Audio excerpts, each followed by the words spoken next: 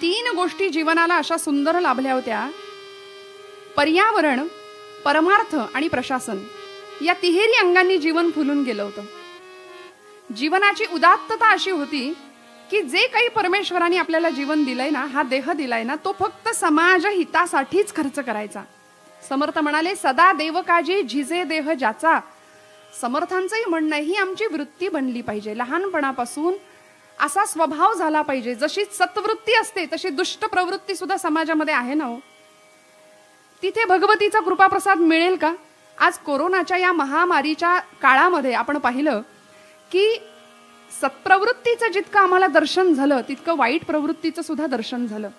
लोक स्वतःची सुरक्षितता बाजूला ठेवून, घरच्यांना बाजूला ठेवून समाज हितासाठी धडपडणारे अनेक उदाहरणं आपण पाहिली या कोरोनाच्या या काळामध्ये, या महामारीच्या संकटामध्ये. आणि अशीही काही वाईट प्रवृत्तींची माणसं आपण पाहिली की जी मृताच्या टाळूवरचं लोणी खायला सुद्धा मागं पुढं बघत नव्हती. देवीचं, भगवतीचं वृत्ती स्वरूप हे इथे नाही दिसणार. अशा वृत्तीच्या मनुष्यावर किंवा जीवावर भगवती कृपाप्रसाद नाही करणार. जिथे उदात्तता आहे, जिथे अथांगता आहे, जिथे देण्याची वृत्ती आहे, दानशीलता आहे, त्याग आहे. म्हणून मी काल म्हटलं ना की पांडुरंग सुद्धा जिथं त्यागाचा स्पर्श आहे त्या त्यागालाच कपाळावर आपल्या मिरवतो. तो त्यागाने निर्माण झालेला गंध जर भगवंताला नाही लावला आणि त्या गंधाशिवाय पांडुरंगाकडे आपण बघितलं तर आपल्याला ती मूर्ती आवडेल का हो? पांडुरंग त्याशिवाय नाही, अपूर्ण आहे. त्यांनी त्यागाला मस्तकी घेतलंय आणि ही त्यागमय वृत्ती आमच्यामध्ये असली पाहिजे, हा त्यामधला गर्भितार्थ आहे. या अहिल्याचा विवाह 8व्या वर्षी झाला. मल्हारराव, सुभेदार मल्हारराव होळकरांचे सुपुत्र खंडेराव होळकर यांच्याशी तिचा विवाह झाला.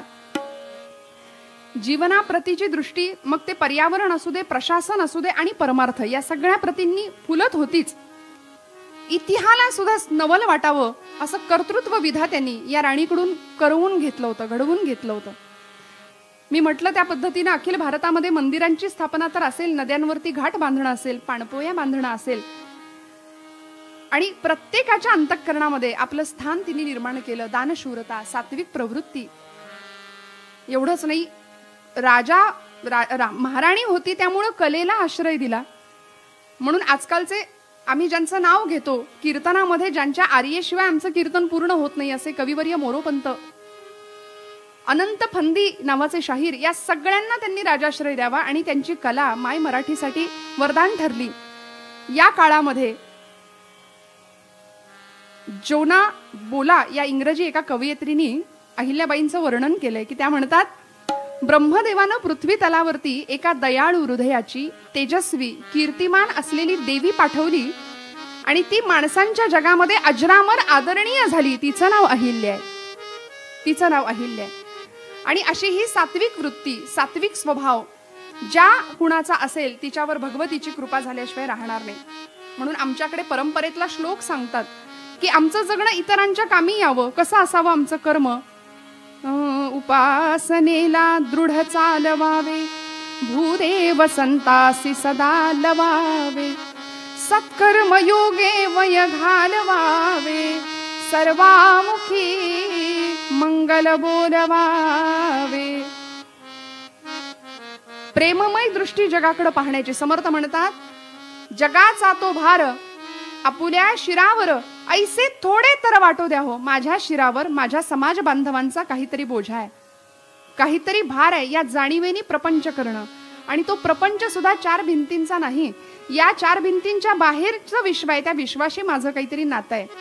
या सगळ्या महापुरुषांनी किंवा या सगळ्या स्त्री शक्तींनी हे काम करून दाखवलं, म्हणून आम्ही त्यांना आज स्मरणात ठेवतो.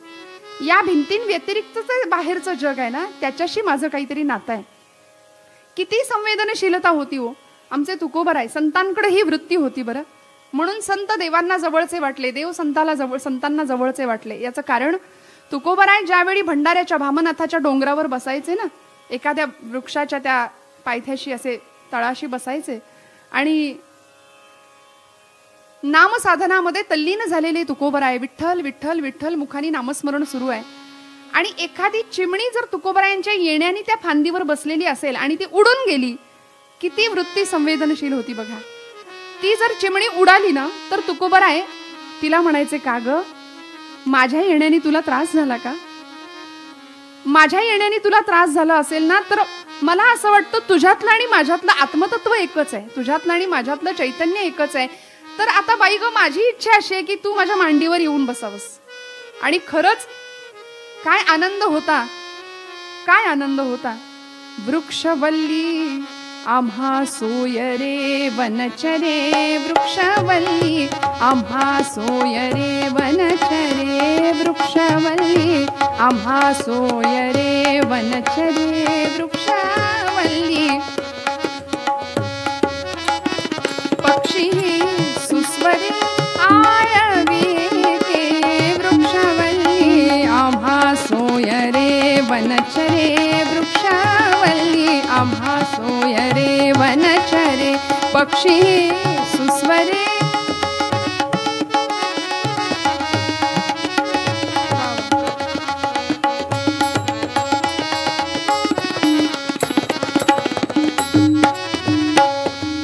तुका म्हणे होय मनाशी संवाद, आपुलाची वाद आपणासी. साधकावस्थेतली ती धडपड होती. अत्यंत संवेदनशील वृत्ती घेऊन महाराज काळाने समाजाने अनेक प्रकारची संकट उभी केली, पण तरी सुद्धा त्यावर मात करून आपल्या आध्यात्मिक वृत्तीचा बहर फुलवत होते तुकोबराय. साने गुरुजींनी जगाकडे बघण्याची एक नवी दृष्टी आम्हाला दिली. कशा वृत्तीचं आमचं अंतःकरण असलं पाहिजे हेही शिकवलं. भगवतीचं ते वृत्ती स्वरूप तुमच्या माझ्यामध्ये असावं, यासाठी लहानपणापासून आम्ही प्रयत्नशील असणं गरजेचं आहे. म्हणून आमच्या शाळांमध्ये प्रत्येकाने लहानपणापासून जी प्रार्थना गायली आहे की जगाप्रती कसा भाव आमचा असला पाहिजे, कशी वृत्ती आमची समाजाकडे जगाकडे बघण्याची असली पाहिजे. खरा तो काय धर्म आहे हो, खरा धर्म काय आहे? प्रेम भावना मनामध्ये उचंबळून आल्याशिवाय दुसऱ्याच्या हृदयातलं दुःख जाणण्याची संवेदनशीलता आम्हाला प्राप्त नाही होणार.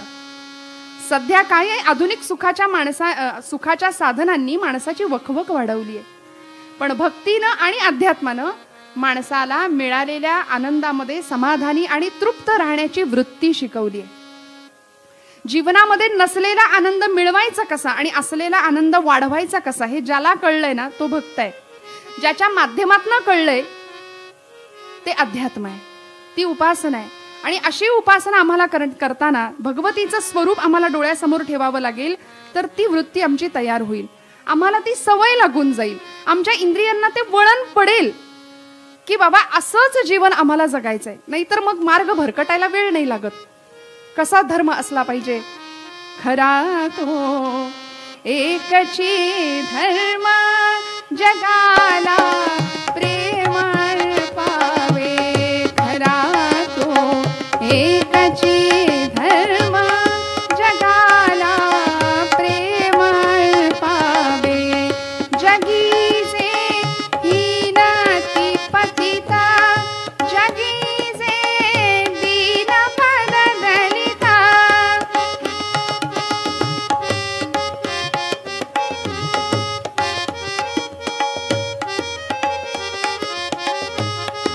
तया जाऊन उठवावे जगाला प्रेम पावे. खरा तो एकची धर्म जगाला प्रेम पावे. खरा तो एकची धर्म जगाला प्रेम पावे. असं प्रेम समाजाप्रती, नात्यांप्रती, आमच्या नात्यांप्रती. बरं, आज माणूस घरामध्ये राहायला तयार नाहीये. बरं, घरामध्ये 4 माणसं जरी असली तरी चौघांची तोंड चारी दिशेला आहेत. घरामध्ये लाखो रुपयांचा मोबाईल असेल पण 50 रुपयाचं पुस्तक असेल की नाही अशी खात्री नाहीये. सध्या सगळे लोक व्हॉट्सअपवरती मेसेजवर बोलायला लागलेत. अंतःकरणामधली प्रेमवृत्ती संपली आहे की काय असा प्रश्न पडतो. म्हणजे श्रद्धांजलीला तोच गुच्छ, वाढदिवसाला तोच गुच्छ, ओके बोलण्या इतकं, टाईप करण्या इतकाही वेळ नाही, के लिहितात नुसतं. इतकी परिस्थिती विलक्षण आहे की माणूस माणसापासून इतका दुरावला का? अंतःकरणातली प्रेमवृत्ती संपली. आणि या सगळ्याचं जर समीकरण आमच्या जीवनाला मिळावं असं वाटत असेल ना, हे सगळं आमच्या जीवनामध्ये असावं असं वाटत असेल ना, तर आम्हाला अध्यात्माशिवाय पर्याय नाही. आणि म्हणून आध्यात्मिक वृत्तीची वाढ व्हावी यासाठी प्रत्येकाने प्रयत्न केला पाहिजे. आमचं कसं असतं माहितीये, आज समाजामध्ये अनेक धर्म, अनेक पंथ, अनेक संप्रदाय आहेत. कुणी म्हणतं या बाजूनी भक्ती करा, कुणी म्हणतं असं करा, कुणी म्हणतं तसं करता, कुणी म्हणतं तीर्थयात्रा करता, जपजाप्य करा, दान धर्म करा. जो तो ज्याला त्याला पटेल असं सांगतोय, जो तो ज्याला त्याला झेपेल अशी भक्ती करतोय. पण एवढं करून सुद्धा फळच कोणाला काही मिळेना. आणि आमची सुखासाठी असलेली धडपड आणि ती वखवक थांबेच ना. सुखाभिलाषी असलेला आमचा तो जीव, आम्हाला सुख मिळत नाही आणि वाट्याला दुःखच येते. आणि मग आम्ही काय रे देवा, कसं रे देवा, काय रे केलंस. म्हणून आम्ही सगळं आमच्या नशिबाचं म्हणतो ना, दोष भगवंताला देतो. तर आध्यात्मिक वृत्ती वाढावी याकरता आम्ही काही प्रयत्न करतो का?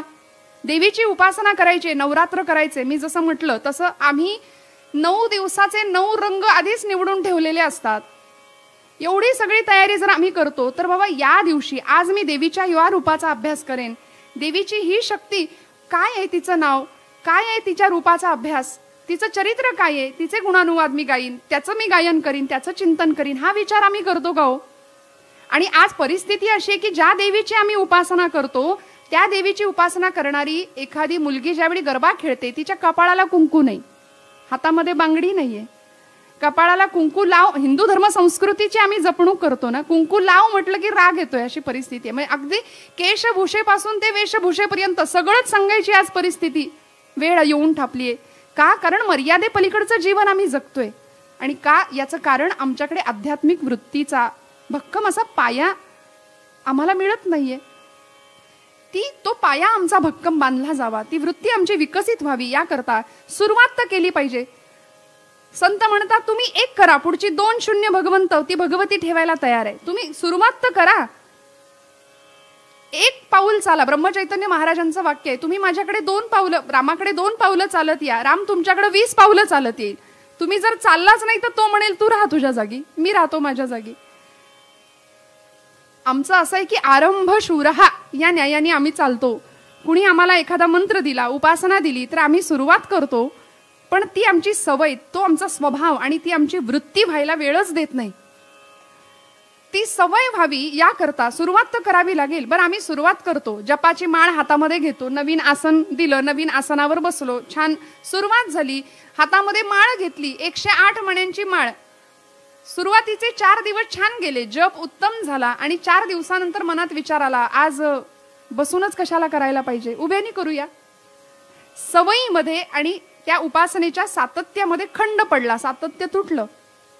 वृत्ती बनायला वेळ द्यावा लागेल. सातत्य संपलं, खंडित झालं. मग 4 दिवसांनी विचार केला उभ्यानीच कशाला करायला पाहिजे, इकडे तिकडे फिरता फिरता अहो येता जाता उठता बसता संतांनी सांगूनच ठेवलंय, चालेल म्हणाले नाम घेतलं तरी. मग इकडे तिकडे फिरत फिरत नाम घ्यायला लागला. काही 4 दिवस गेले, म्हणाला माळच कशाला हातात ठेवली पाहिजे, मनाची माळ चालेल, श्वासाला नाम घेऊया, ठेवली माळ बाजूला, संपलं. उपासनेतलं सातत्य संपलं. ती वृत्ती बनायला वेळच नाही दिला, ती सवय संपून गेली. इंद्रियांना वळण लागलं पाहिजे, ते लागलंच नाही. आणि परिणाम असा झाला की एक दिवस जपही विसरून गेला.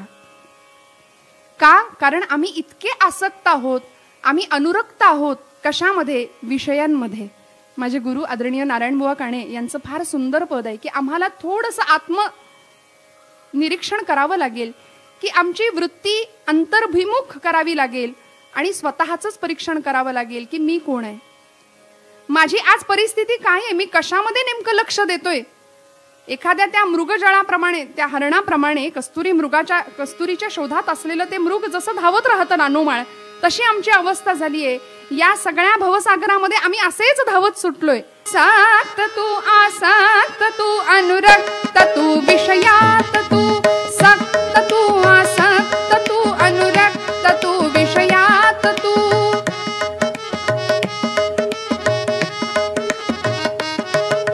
सक्त तू आसक्त तू अनुरक्त तू विषयात तू.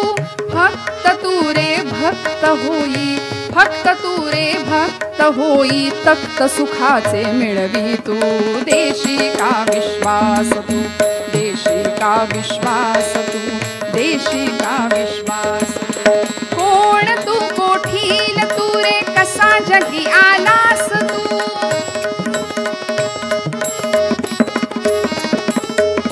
कोण तू कोठील तू रे कसा जगी आलास तू, किती दिसांचा निवास येथे, किती दिसांचा निवास येथे, देशी का विश्वास तू, देशी का विश्वास तू, देशी का विश्वास तू, देशी का विश्वास तू.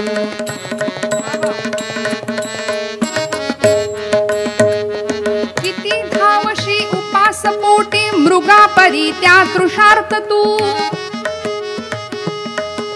किती धावसी उपास पोटी मृगापरी त्या तृषार्थ तू, आशा तृष्णा कधी न सरल्या, आशा तृष्णा कधी न सरल्या, काय तुझा रे हे तू, देशी का विश्वास तू, देशी का विश्वास तू, देशी का विश्वास तू, देशी का विश्वास तू, देशी का विश्वास तू. ही अंतर्भिमुख वृत्ती जेव्हा आम्ही करू ना, तेव्हा आतला विठ्ठल आम्हाला खुणावतोय. उभारोनी पाहे आत विठू पालवीत आहे, संत सांगतात. तो खुणावतोय आम्हाला. त्याच्याकडे कधीतरी बघूया. या आध्यात्मिक वृत्तीबरोबरच देशाप्रतीची वृत्तीची त्यागमय वृत्ती आमच्यामध्ये विकसित व्हावी, याकरता अशी अनेक चरित्र आम्हाला डोळ्यासमोर घ्यावी लागतील. आज या भगवतीच्या उत्सवासाठी इतिहासातली अशी चरित्र आपल्या डोळ्यासमोर आहेत की आपल्या पतीचं कार्य हे आपलं कार्य आहे असं समजून पतीच्या पावलावर पाऊलं ठेवून चालणारी अशी एक पतिव्रता या भारताच्या इतिहासाने पाहिली. काय घडलं होतं असं? बॅरिस्टरीचं शिक्षण घेण्यासाठी गेलेले वैनतेय स्वातंत्र्यवीर विनायक दामोदर सावरकर बॅरिस्टरीचं शिक्षण प्राप्त केलं, नवे शस्त्रास्त्र निर्मितीचा उद्योग केला, उत्तमोत्तम शस्त्र तयार केली, गुप्त पद्धतीने भारतामध्ये पाठवली. आणि ज्यावेळी अनंत कान्हेरे नावाच्या एका क्रांतिकारकांनी जॅक्सनचा वध केला, इंग्रज सरकार हादरलं की भारतामध्ये पिस्तुलं गेली कशी. खुदिराम बोस नावाचा एक क्रांतिकारक बंगालमध्ये बॉम्बचा धडाका केला, इंग्रज सरकार हादरलं की बंगालमध्ये बॉम्ब पोहोचला कसा.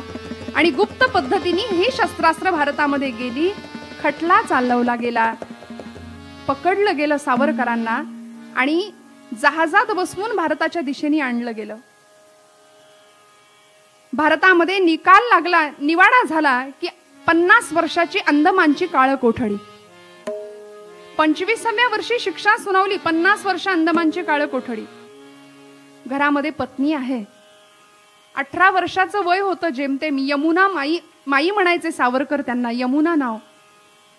घरामध्ये मोठी वहिनी आहे येसू नावाची. तिचं मातेसारखं प्रेम मिळालेलंच होतं. आणि अशा परिस्थितीमध्ये सावरकरांना ज्यावेळी अंदमानला पाठवण्याआधी मुंबईच्या एका कारागृहामध्ये ठेवण्यात आलं होतं, त्यावेळी आमच्या या त्यागवृत्ती काय असावी. देवीचं भगवतीचं रूप मला त्या चरित्रामध्ये दिसतं. याचं कारण की कधीच नशिबाच्या नावानी, आई वडिलांच्या नावानी बोटं नाही मोडली की काय आमचं नशीब, काय आम्हाला दिलंय बघून, काय हा आमचा प्रपंच असा. नाही, कधीच नाही. पतीने जे असे धाराव्रत स्वीकारलंय ना, त्याला अनुकूल असंच वर्तन. हे देवीचं स्वरूप आहे, हे भगवतीचं स्वरूप आहे. आणि ज्यावेळी ही पत्नी 18 वर्षाची यमुना भेटायला आली आहे सावरकरांना तुरुंगाच्या त्या दारामध्ये, बर या सगळ्या काळामध्ये सुद्धा येसू वहिनी असू दे किंवा आमच्या यमुनामाई सावरकर असू देत, या दोघींनी सुद्धा आपापल्या पतींच्या कार्यामध्ये केवढं सुंदर अनमोल असं सहकार्य केलंय. ज्यावेळी हे बॉम्ब भारतामध्ये आले त्यावेळी गुजरातला ते बॉम्ब पोहोचवायचे होते. नाशिक ते गुजरात असा रेल्वे प्रवास या दोघींनी केलाय. केवढा मोठा स्वार्थ त्याग होता. या प्रवासामध्ये ते बॉम्ब नेले कसे तर पोटाला कपड्यांच्या साह्याने तो बॉम्ब बांधलेला आहे. मानवी ह्युमन बॉम्ब ज्याला म्हणतात, जिवंत असा पोटाला बांधलाय. आणि जेणेकरून आपण गर्भवती आहोत, आपल्याला दिवस गेलेत असं भासवून नाशिक ते गुजरात हा रेल्वेचा प्रवास या दोघींनी केलाय. किती मोठं धैर्य लागत असेल या सगळ्या कामांसाठी. पण ठरलेलं होतं, वृत्ती पक्की झालेली होती की सगळं काही देशासाठी आहे, आपल्या पतीच्या कार्यासाठी आहे. आणि ज्यावेळी सावरकरांवरती खटला चालवला ना, त्यावेळी या घरादारावर जप्ती आणली होती. सगळं घर निकालात काढलं, जमीन निकालात काढली, जप्ती आणली, बँक खाती होती ती सील केली, घर सील केलं. या दोघींना स्वतःच्या माहेरी जावं लागलं. येसू वहिनी आणि यमुना माई या दोघींनाही आपापल्या माहेरी जावं लागलं. आणि माईंनी आठवण लिहून ठेवली आहे स्वतःची की आम्ही दोघी सुद्धा माहेरी गेलो, पण घराच्या उंबरठ्यात नाही. 5 ते 6 वर्ष गायी गुरांच्या गोठ्यात आम्हाला आयुष्य कंठावं लागलं. का? कारण इंग्रज गाढवावरनं नांगर फिरवतील जर घरात या लोकांनी घेतलं तर. गायी गुरांच्या गोठ्यामध्ये बसून तिथे घरच्यांनी आणून ओंजळीनी भात वाढायचा, तिथे जमीन स्वच्छ करायची, जमिनीवर तो भात वाढायचा. आणि गायी गुरांच्या सहवासात राहून आम्ही तिथे 6 वर्ष जेवलो, तिथे राहिलो. माईंची ही आठवण आहे. आणि असा त्यागमय वृत्तीचा आविष्कार भगवतीचा आमच्या यमुना माई ज्यावेळी सावरकरांना भेटायला गेल्या त्या कारागृहामध्ये, त्यावेळी असा तुरुंगाच्या त्या सळीमधून सावरकर, आपला पती आपल्या समोर उभा आहे. सावरकरांना पाहिल्याबरोबर डोळ्यातनं टचकन पाणी आलं, पण पुसलं पाणी. काय असावी वृत्ती बघा. सावरकरांनी सांगितलं होतं जीवनाचा उदात्त दृष्टिकोन, तो स्वीकारला आणि सावरकरांकडे बघितलं. डोळ्यातलं पाणी दिसूनही दिलं आपल्या पतीला. आणि सावरकर हसत हसत, त्या साखळ्यांचा आवाज झाला, वाज वाज शृंखले काढिनाद मंजुळे, टाकी तो तुझ्या लयीत मंद मंद पाऊले. वाज वाज शृंखले, वाज वाज शृंखले, वाज वाज शृंखले, वाज वाज शृंखले.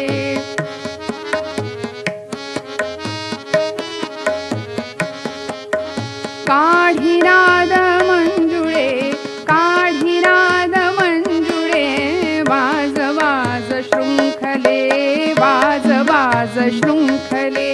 टाकी तो तुझ्या लयीत, टाकी तो तुझ्या लयीत मंद मंद पाऊले. वाज वाज शृंखले, वाज वाज शृंखले, वाज वाज शृंखले.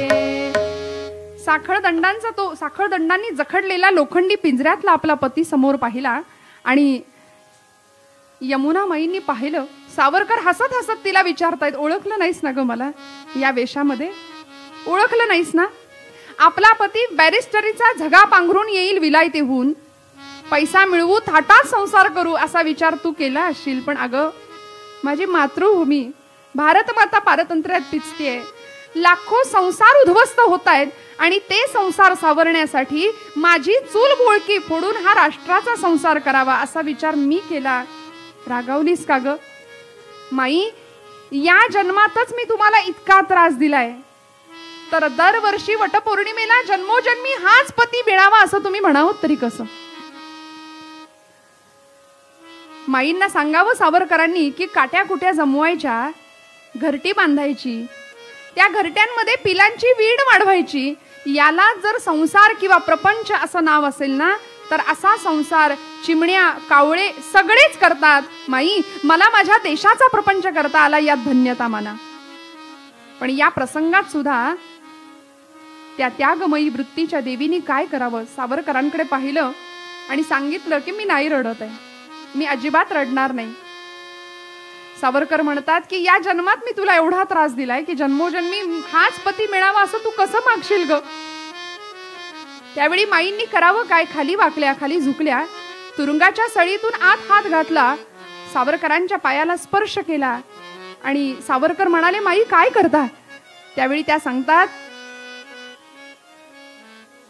की स्वतःच्या प्रपंचाची राख रांगोळी करून देशाचा प्रपंच करणारा पती पुरुषोत्तम मला भगवंतांनी या जन्मात दिला ना, जन्मोजन्मी हाच पती मिळावा, बस एवढी भगवतीकडे प्रार्थना करते. पाय बघून ठेवते, पुढच्या जन्मात चुकायला नको म्हणून नमस्कार करते. पाय बघून ठेवते, पुढच्या जन्मात चुकायला नकोत. एवढा त्याग देशासाठी, आपल्या पती कार्यासाठी. कधीच स्वतःचा विचार नाही, स्वतःचा स्वार्थ नाही. 6 महिन्याचं लेकरू होतं मांडीवरती प्रभाकर नावाचं, पण कधीच स्वतःच्या नशिबाच्या नावाने बोट मोडली नाहीत, खडे फोडले नाहीत. केवढा त्याग! मला असं वाटतं भगवतीची ही वृत्ती, ही त्यागमयी वृत्ती तिच्यामध्ये आम्हाला दिसतेय. माई सावरकरांनी सावरकरांना या प्रसंगामध्ये सांगितलं होतं की मी एक मंत्र तुम्हाला सांगते, तो मंत्र तेवढा म्हणा.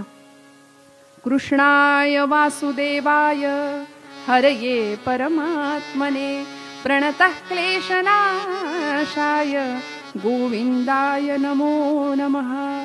एक मंत्र तेवढा म्हणा.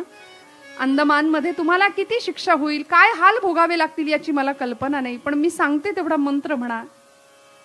प्रणतः क्लेशनाशाय गोविंदाय नमो नमः. सावरकर हसले आणि तिला म्हणाले की माई, मी हा मंत्र म्हणेन, अंदमानमध्ये मला या मंत्र म्हणण्याने काही शिक्षा कमी होणार आहे की नाही मला माहिती नाही, पण हे म्हणण्यामुळे जर तुला बरं वाटणार असेल तर मी हा मंत्र नक्की म्हणतो.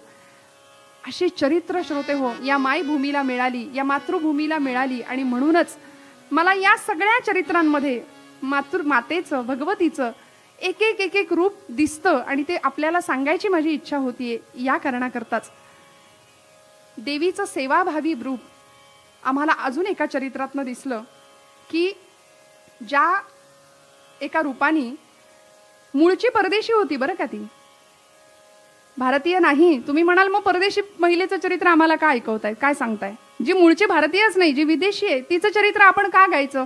पण आपल्या कुणाही भारतीयापेक्षा ती जास्त भारतीय होती मी असं म्हणेन.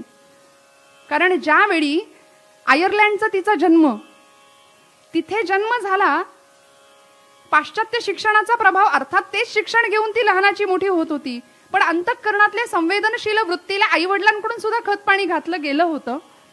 ती बहरत होती आणि मार्गारेट असं तिचं नाव, मार्गारेट नोबेल. पाश्चिमात्य शिक्षण प्रणाली अशी होती की अध्यात्म, संस्कृती या सगळ्याचा तिथे लवलेशही नाही. या सगळ्यामध्ये ख्रिस्ती मिशनऱ्यांनी भर घातली होती की ही सगळी ख्रिस्ती मिशनरी तिथल्या समाजाला, जनतेला उद्देशून सांगायचे की तुम्ही सगळे पापी आहात, तुम्ही सर्वजण पापी आहात आणि या पापातून जर मुक्त व्हायचं असेल ना तर तुम्हाला येशूच्या पाया पडावं लागेल, येशूच्या त्याला शरण जावं लागेल. या सगळ्या विचारांचा प्रभाव मनावर व्हायला तयार नाही. आणि त्याच काळामध्ये योद्धा संन्यासी म्हणून भारत मातेचा एक सुपुत्र होता. योद्धा कधी संन्यासी नसतो आणि संन्यासी कधी योद्धा नसतो, पण ही दोन्ही नामाभिधानं ज्या चरित्राला लागली असे आमचे स्वामी विवेकानंद परदेश दौऱ्यावर होते. व्याख्यानांसाठी ट्रेनच्या ट्रेन भरून लोक धावायचे, लोक यायचे, प्रचंड गर्दी व्हायची. माझ्या बंधू आणि भगिनींनो, या एका हाकेमध्ये सगळं विश्व जिंकलं होतं, सगळं जग जिंकलं होतं या महापुरुषांनी. अमेरिकेतली जनतेची अक्षरशः म्हणजे स्वामीजींना ऐकण्यासाठी या लोकांनी इतकी गर्दी करावी. शिकागो धर्म परिषदेचं स्वामींचं भाषण तर गाजलंच, सगळ्या वृत्तपत्रांचे मथळेच्या मथळे यांच्याच नावाने भरून व्हायला लागले. आणि इंग्लंडमध्ये स्वामीजींचं ज्यावेळी व्याख्यान होतं त्या एका व्याख्यानाला मार्गारेटला जायची संधी मिळाली. लहानपणापासून ख्रिस्ती मिशनऱ्यांचं एकच तत्वज्ञान कानावर पडते की तुम्ही पापी आहात, तुम्ही कर्मदरिद्री आहात.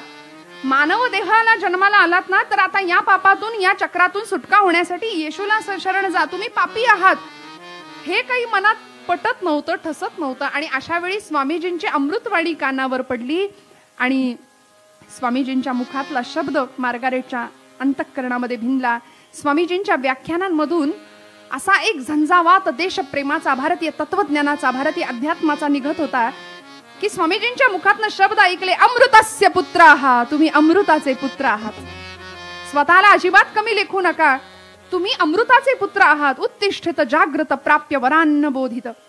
एवढं ऐकलं मात्र आणि मार्गारेटच्या अंतःकरणावर असे काही ते शब्द कोरले गेले की बस, एखाद्या पवित्र यज्ञामध्ये, एखाद्या पवित्र यज्ञ वेदीमध्ये समिधा अर्पण करावी तसा आपल्या जीवनाची समिधा याच सद्गुरूंच्या चरणांवर समर्पित करायची. बस ठरला निश्चय, आयुष्याचं ध्येयच ठरून गेलं त्या काळामध्ये. आणि इतका आधार वाटला स्वामीजींच्या त्या वचनांचा मार्गारेटला की या चरणांवरती आपलं जीवन वाहायचं हे ध्येय तर निश्चित झालंच. स्वामीजींच्या बद्दल आदर वाटायला लागला आणि त्या आदराचं रूपांतर स्वामीजींना सद्गुरू समजण्यामध्ये झालं. गुरु स्वरूपामध्ये स्वामीजींना त्या समजायला लागल्या. पण परिणाम असा झाला की स्वामीजींची व्याख्यानं ऐकावीत, त्यांनी प्रभावित व्हावं आणि बघता बघता भारतीय संस्कृती, भारतीय अध्यात्म या सगळ्याचा ओढ या सगळ्याची ओढ लागली आणि आता कधी एकदा मी भारताच्या भूमीवर पाऊल ठेवीन, एवढी उदात्त उज्ज्वल असलेली भारतीय संस्कृती मला कधी बघायला मिळेल, म्हणून ती ओढ लागली आणि स्वामीजींना हट्ट करायला लागल्या. स्वामीजींनी कन्या म्हणून स्वीकार केला मार्गारेटचा. ब्रह्मचारिणी व्रताची दीक्षा दिली मार्गारेटला आणि तिचं नाव भगिनी निवेदिता असं केलं. भगिनी निवेदिता. निवेदिता या नावाचा अर्थच आहे समर्पण, आणि समर्पित वृत्तीने या महिलेनी आपलं अवघं पुढचं सगळं जीवन भारताच्या कार्यासाठी घालवलंय. म्हणून तिचं चरित्र का घ्यावं असं वाटलं याचं कारण, ती जरी विदेशी असली तरी ती आम्हा भारतीयांपेक्षाही जास्त देशप्रेमाने ओतप्रोत भरलेलं तिचं अंतःकरण होतं. ती समर्पित वृत्ती तिच्याकडे होती, म्हणून तिचं चरित्र आपण गायचं. देवार्थ जी देशार्थ जी तनु आपुली ओवाळीते, देवार्थ जी देशार्थ जी तनु आपुली ओवाळीते, या संस्कृतीच्या अमृता गंगोदकाजी प्राशिते, या संस्कृतीच्या अमृता गंगोदकाजी प्राशिते.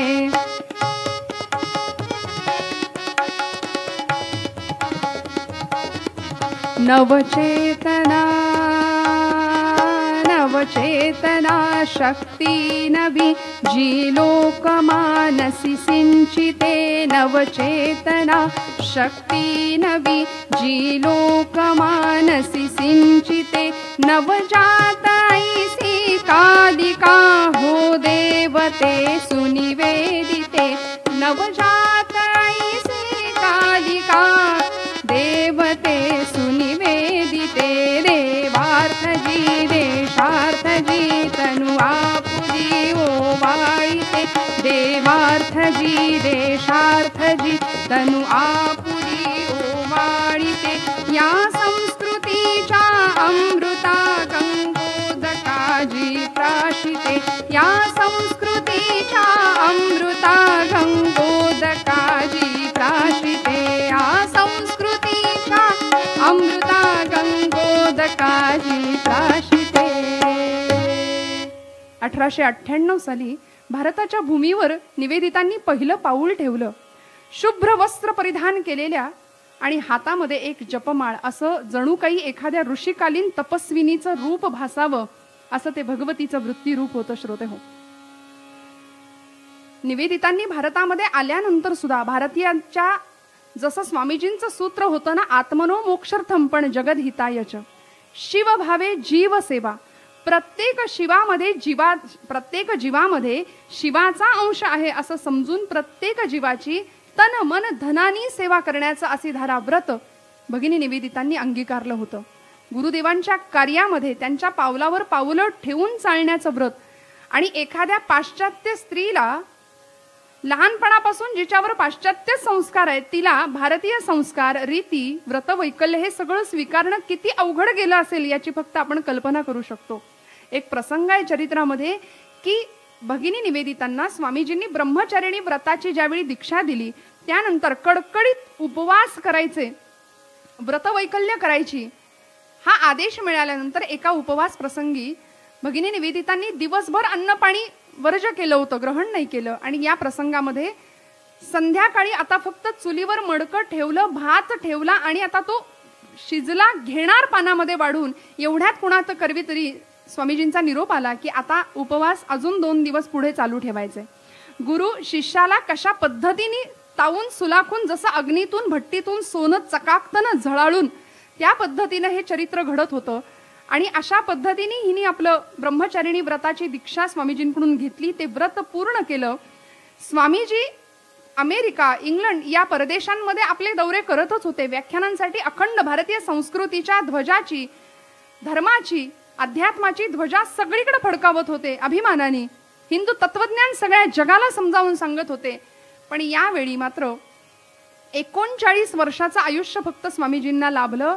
देह शिणला, मन ताजं होतं. बरं, मनाची शक्ती कायम होती पण देह शक्ती क्षीण झाली. आणि त्यामुळे 4 जुलै 1902 रोजी कलकत्त्याला गंगेच्या काठी स्वामीजींना आपलं अवतार कार्य संपवावं लागलं. स्वामीजींच्या देहाची चिता रचली गेली. आणि श्रोते हो, जसं एखाद्या घरातल्या ज्येष्ठ पुत्रांनी वडिलांच्या चितेला अग्नी द्यायचा असतो ना, तसं स्वामीजींच्या चितेला अग्नी देण्याचं काम आमच्या त्यांच्या मानस कन्येनी म्हणजे भगिनी निवेदितांनी केलंय. पहिला अग्नी तिने दिला आणि मग बाकीच्या संन्याशांनी, बाकीच्या शिष्यांनी स्वामीजींच्या चितेला अग्नी दिला. स्वामीजींची चिता धडाडत होती. आपल्या गुरूंच्या पावलावर पाऊल ठेवून गुरु निष्ठा इतकी विलक्षण होती. रामकृष्ण परमहंसांच्या भावधारेमध्ये स्वतःला पूर्णपणे अर्पण केलेले स्वामी विवेकानंद जीवनही तसंच जगले. आणि या आपल्या गुरूंचा आदर्श समोर ठेवलेली ही भगिनी निवेदिता स्वामीजींच्या त्या जळणाऱ्या चितेकडे पाहतीये. हात जोडले, दूरवर जाऊन उभी राहिली एका झाडाखाली आणि नमस्कार करून देवी भगवतीची आराधना केली. रामकृष्णांच्या त्या काली मातेच्या, त्या दक्षिणेश्वरच्या कालीची आराधना केली, नामस्मरण केलं आणि सांगितलं, हे आई, हे जगदंबे, माझ्या गुरूंच्या पावलावर पावलं ठेवून मी इथे आले. निष्ठेने त्यांची सेवा केली, त्यांच्या आज्ञेचं पालन केलं. बस त्याग वृत्ती आणि वैराग्य वृत्तीचं धगधगत प्रतीक असलेली ती त्यांच्या अंगावरची भगवी वस्त्र मला कायम आकर्षित करत राहिली. आणि या भगव्या वस्त्रांची आज त्यांच्या चितेबरोबर राख होणार आहे याचं वाईट वाटतंय. या भगव्या वस्त्रातली एक जरी चिंधुली जरी मला मिळाली, एक चिंधी जरी मला मिळाली ना, तरी ती मी जपून ठेवीन, माझ्या बरोबर कायम ठेवीन. तिच्याकडे बघून माझ्या जीवनाची प्रेरणा मी पुढची स्वीकारेन. आणि या पद्धतीने एवढं मनात आलं, भगवतीला ती प्रार्थना केली मात्र. आणि त्या क्षणाला काय आश्चर्य श्रोते हो, भगवंत असतो ना पाठीराखा. स्वामीजींची धडधडणारी चिता, त्या चितेतून अग्नीचे लोळ उठत होते आणि वाऱ्याच्या दिशेने त्या चितेतून स्वामीजींच्या भगव्या वस्त्रातली एक चिंधी उडाली आणि थेट भगिनी निवेदितांच्या हातावर येऊन पडली. ती चिंधी जवळ केली निवेदितांनी आणि बस म्हणाल्या, हा तुमचा प्रसाद आहे गुरुदेव, या प्रसादाला जवळ ठेवीन आणि आयुष्यभर आपण सांगितलेल्या मार्गाने अनुसरण करत जाईन. यानंतर स्वामीजींच्या निर्वाणानंतर सुद्धा भगिनी निवेदितांनी कितीतरी काळ भारतामधलं सेवेचं काम कायम चालू ठेवलंय. अनेकांसाठी अनाथालय चालवली. एवढंच नाही, रामकृष्ण मिशनच्या संघाची स्थापना झालेलीच होती, त्या संघाचं काम करावं. विवेकानंद केंद्राची स्थापना यानंतर स्वामीजींच्या जाण्यानंतर झाली. त्याही कार्यामध्ये आपला मोलाचा वाटा. नवे एखाद्या झंझावाताप्रमाणे पूर्ण असेतू हिमाचल भगिनी निवेदिता प्रवास करत होत्या, फिरत होत्या, करत होत्या. हिंदू लोकांना हिंदू धर्मतत्वज्ञान एक पाश्चात्य स्त्री सांगत होती. काय नवल होतं बघा, काय नवल होतं. आणि अशा या भगिनी निवेदितांचं सेवा कार्य सांगताना त्या काळातले एक इतिहास तज्ञ होते, यदुनाथ सरकार त्यांचं नाव, यदुनाथ सरकार. त्यांनी आपली आठवण लिहून ठेवली आहे की कलकत्त्यातल्या बागबाजार या प्रांतामध्ये मी फिरत असताना तिथे एक दलित वस्ती होती. दारिद्र्य जिथं ओसंडून वाहत होतं अशी एक वस्ती होती. आणि त्या वस्तीमध्ये मी सहज फिरत होतो तर एक गोरी महिला मला पाठमोरी दिसली. तिच्या हातामध्ये बादली होती आणि दुसऱ्या हातामध्ये झाडू होता. सेवा कार्य, त्याग वृत्ती म्हणजे किती असावी याचं विलक्षण अद्भुत चरित्र आहे हे. लोकोत्तर महापुरुष, या लोकोत्तर स्त्रिया काय होत्या याचं दर्शन आम्हाला या निमित्ताने घ्यायला मिळतं श्रोते हो. यदुनाथ सरकारांनी आठवण लिहिली की ती गोरी महिला कोण आहे म्हणून मी उत्सुकतेने पुढे गेलो तर त्या दुसऱ्या तिसऱ्या कुणी नव्हत्या. त्या मार्गारेट नोबेल म्हणजे स्वामीजींची मानस कन्या भगिनी निवेदिता होत्या. त्या देवीच्या या त्याग स्वरूपाचं, त्याग वृत्तीचं दर्शन आम्हाला या निमित्ताने घडतं. आणि अशी वृत्ती ज्याच्याकडे असते, जिच्याकडे असते, त्यांच्या स्मृती आम्ही आयुष्यभर स्मरणात ठेवतो ना, ती माणसं, त्या माणसांना मृत्यू स्पर्श करू शकत नाही. त्यांच्या कार्यांनी, त्यांच्या विचारांनी ही माणसं कायम अमर राहतात श्रोते हो. देवीचं स्मृती रूप जर सांगायचं झालं ना तर अशीच एक स्त्री, अशीच एक कर्तृत्ववान शक्ती या भारतामध्ये जन्माला आली होती. पंजाब प्रांतामध्ये कर्नाल नावाचं गाव. लहानपणाचं नाव होतं मोंटू, पण मोठी झाली आणि कल्पना नाव मिळालं. बर, कल्पनेची भरारी इतकी मोठी होती, लहानपणापासून स्वप्न बघायची. आणि भारताचे missile man doctor APJ Abdul Kalam असं सांगतात ना, आपल्या तरुणांना आवाहन करतात की स्वप्न बघा, स्वप्न बघा. स्वप्न विचार करायला लावतात आणि विचार तुमच्या कृतीत उतरतात. तुम्ही जर विचारच केला नाही तर तुमच्या हातून कृती घडणार नाही. त्यामुळे आधी स्वप्न बघा. आणि अशी स्वप्नाळू असलेली ही कल्पना लहानाची मोठी झालीये. लहानपणापासून नक्षत्र, ग्रह, तारे या संदर्भातलं प्रचंड आकर्षण होतं. कल्पना वीर ही बाला जाऊन भिडली गगनाला, कल्पना वीर ही बाला.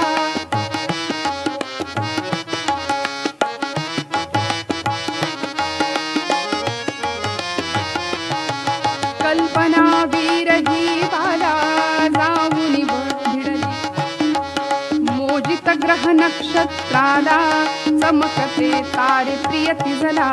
हे स्वप्न नव्हे तर सत्य हे आज कळे आम्हाला.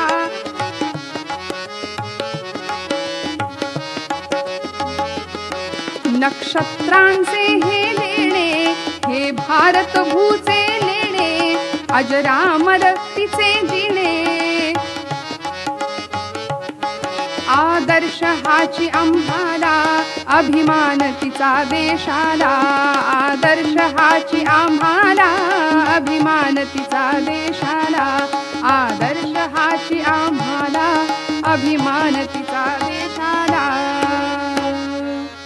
प्रचंड महत्वाकांक्षी आणि स्वप्नाळू असलेली ही कल्पना लहानाची मोठी झाली आणि ज्या गोष्टीचं लहानपणापासून आकर्षण होतं तीच गोष्ट शिकण्याचा अट्टहास तिने ठेवला आणि एरोनॉटिकल इंजिनिअरिंग या क्षेत्रामध्ये प्रवेश करून त्याच्यामध्येच मोठी डिग्री प्राप्त केली, PhD प्राप्त केली आणि अमेरिकेच्या नासा केंद्रामध्ये नासा सेंटरला ती सेवेसाठी रुजू सुद्धा झाली. कोलंबिया नावाचं जे यान 2003 साली सोडलं गेलं अवकाशाच्या दिशेने, त्या यानामध्ये ही कल्पना होती आणि आपल्या सगळ्यांना तो इतिहास माहिती आहे श्रोते हो.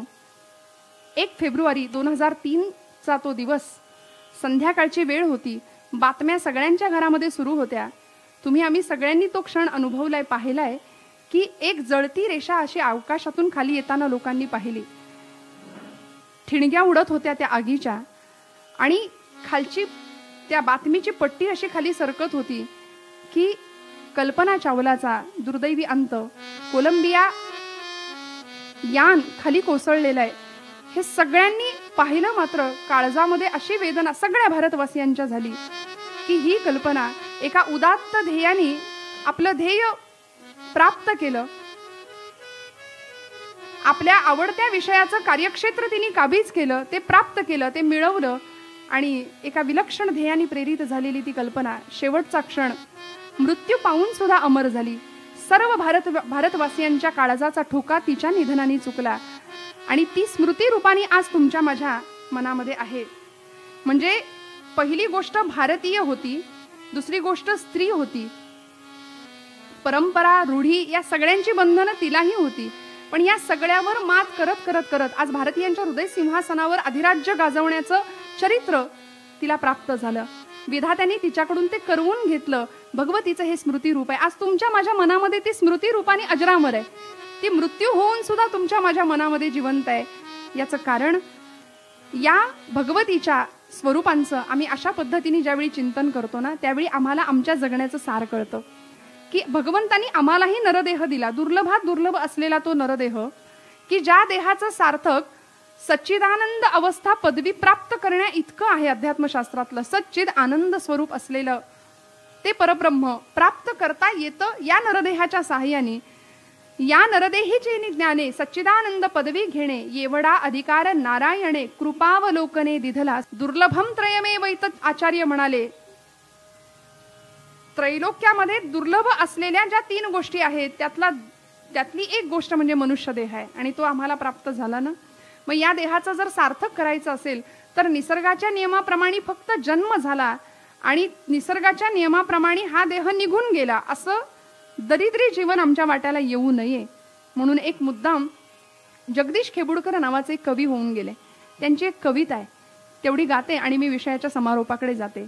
की आमची वृत्ती अशी बनली पाहिजे की आमचं जीवन समाजाच्या, देशाच्या, राष्ट्राच्या हितासाठी, कल्याणासाठी गेलं पाहिजे.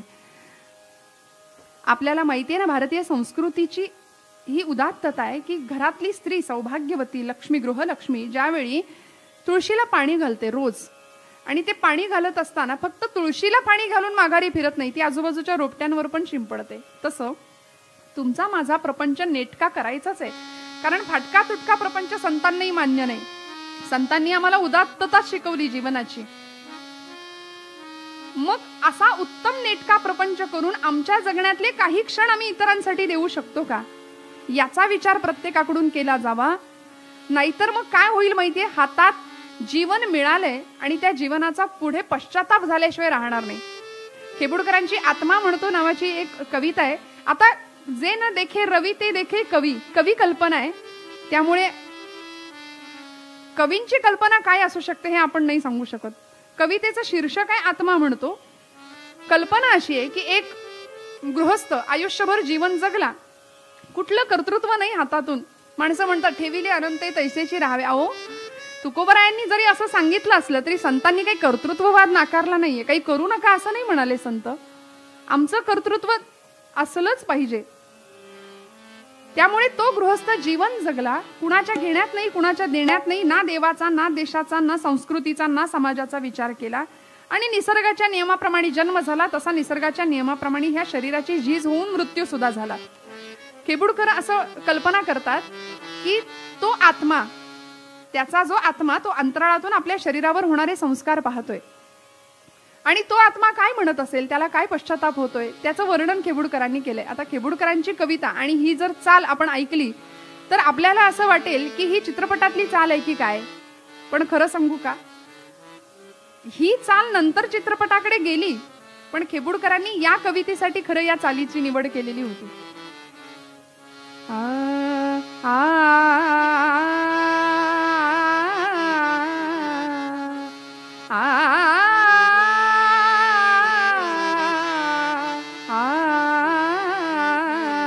तो आत्मा स्वर्गातून आपल्या देहावर होणारे संस्कार पाहतोय आणि तो काय म्हणतोय, आज मरून या जीव झाला मोकळा, देवा सोहळा सुखाचा आज पाहिला. काय आनंद आहे बघा. आत्मा म्हणतो. आता ही चाल ऐकल्यावर तुम्हाला कदाचित ते गाणं आठवेल, पण आठवू नका कृपया, शब्द हेच ऐका. ही चाल तिकडे घेतली बरं नंतर चित्रपटामध्ये, पण ही चाल खेबुडकरांची तोडी रागामध्ये याच गाण्यासाठी आणि याच कवितेसाठी केली आहे. जीवनाची वृत्ती अशी आमच्या घडली पाहिजे की नंतर पश्चातापाची पाळी नाही आली पाहिजे, तेव्हा भगवतीची कृपा आमच्यावर होईल. आज मरून या जीव झाला मोकळा, देवा सोहळा सुखाचा आज पाहिला. जन्मभरी नाही केली दसरा दिवाळी, दसरा दिवाळी. जन्मभरी नाही केली दसरा दिवाळी, दसरा दिवाळी. तेल पाणी नव्हतं माझ्या कधीही कपाळी. मी असं आयुष्य जगलो, शीर येते यत शरीरम, या न्यायाने शरीराची झीज झाली, पण माझं जगणं इतरांच्या कामीच नाही आलं.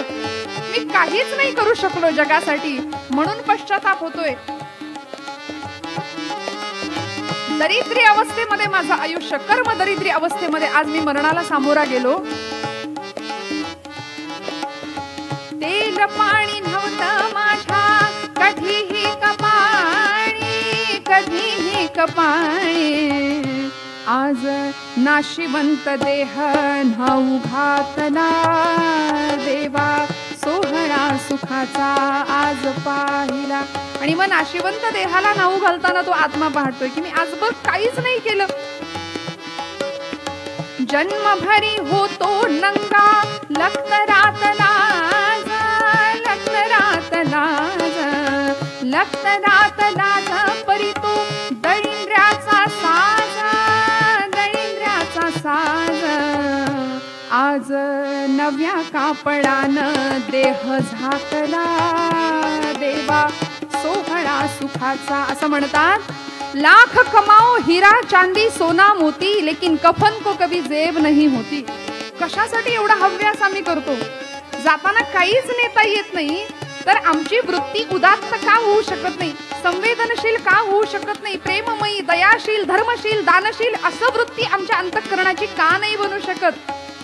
जीवनभर माझं माझं मी मी करत करत शेवटी ते कफन, त्या कफन त्याला काही खिसा नाही ना, जाताना काही घेऊन जातातही येणार नाही. असं म्हणतात, येशी उघडा जाशी उघडा, ही परिस्थिती आहे. काय उदात्त आणि काय सुंदर विचार आहे बघा संस्कृतीचा. ज्यावेळी आपल्याकडे विवाह बंधनामध्ये बांधले जातात ना दोन जीव, त्यावेळी विवाहाच्या आधी आपल्याकडे कपड्यांची खरेदी होते ना, बस्ता बांधणं त्याला आपण म्हणतो. आणि त्यावेळी अनेक भरजरी सगळे पोशाख तयार केले जातात. त्या दुकानामध्ये गठ्ठा बांधला जातो आणि ते वरचं जे कापड असतं ते पांढरं असतं. कितीही म्हणाले रंगीत वसन घाला, पण जीर्ण शालती उरे शेवटी लेणे वार्धक्याचे. अशा सगळ्या जीवनाचा वास्तव विचार आम्हाला करावा लागेल. आणि भगवंतांनी दिलेला नरदेह, भगवंतांनी दिलेलं आयुष्य, जीवन हे उत्तम उदात्त प्रफुल्लित कसं असेल, भगवंताच्याच कार्यासाठी, देवाच्याच कार्यासाठी, देशाच्याच कार्यासाठी कसं वाहिलं जाईल, ही अंतःकरणाची वृत्ती घडवणं हे आमच्या हातात आहे. आणि ते भगवतीच्या आशीर्वादाशिवाय होणार नाही, देवीच्या आशीर्वादाशिवाय ते होणार नाही. यासाठी नवरात्र आहे आणि यासाठी देवीची उपासना आहे, यासाठी भगवती उपासना आहे. काय झालं बघा, सगळ्या साधू संतांनी सांगितलं बाबा रे नाम घे, भगवंताची उपासना कर, पण मी केली नाही. जन्मभरी नाही केला नामाचा विचार, नामाचा विचार, नाम जप नाही केला कधी जन्मभर, कधी जन्मभर. आज नाम गजरात देह चालला, देवा सोहळा सुखाचा आज पाहिला.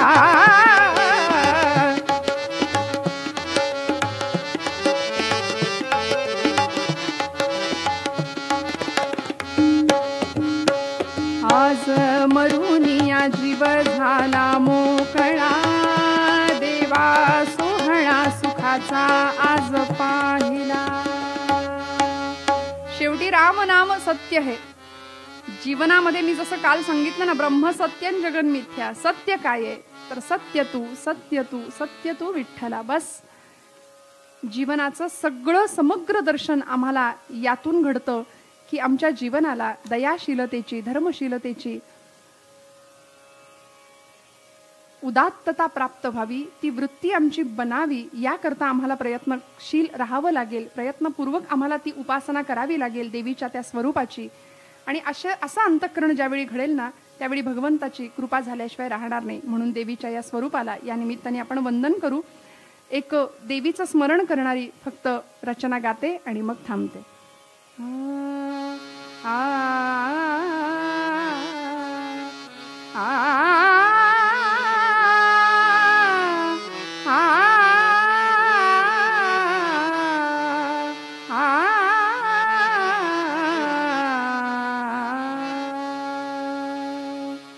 जगत जननी भवतारिणी मोहिनी तू नवदुर्गा.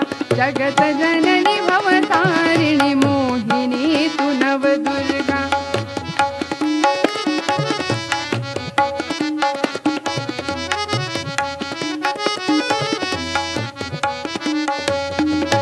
जगत जननी भवतारिणी मोहिनी तू नवदुर्गा.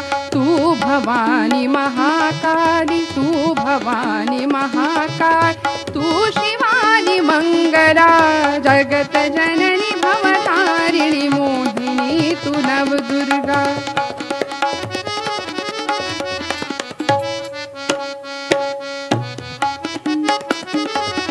शारदा सरस्वती ज्ञानदेवी वंदना. शारदा सरस्वती ज्ञानदेवी वंदना. शांती सुख की तू विमला.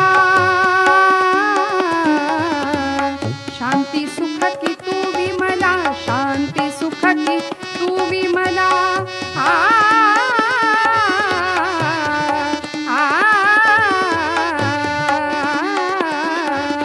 शांती सुख की तू विमला. ज्ञान रातु हो सबला. जगत जननी भवतारिणी मोहिनी तू नवदुर्गा.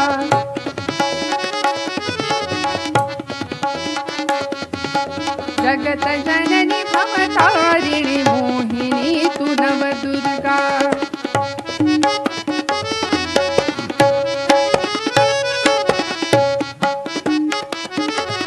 लक्ष्मी धन की संपदा पूरी करत कामना.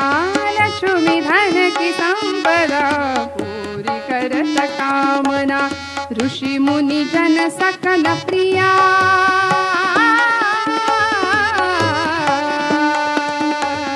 ऋषि मुनि जन सकल प्रिया. कोमला तू चंचला. जगत जननी भवतारिणी मोहिनी तू नवदुर्गा.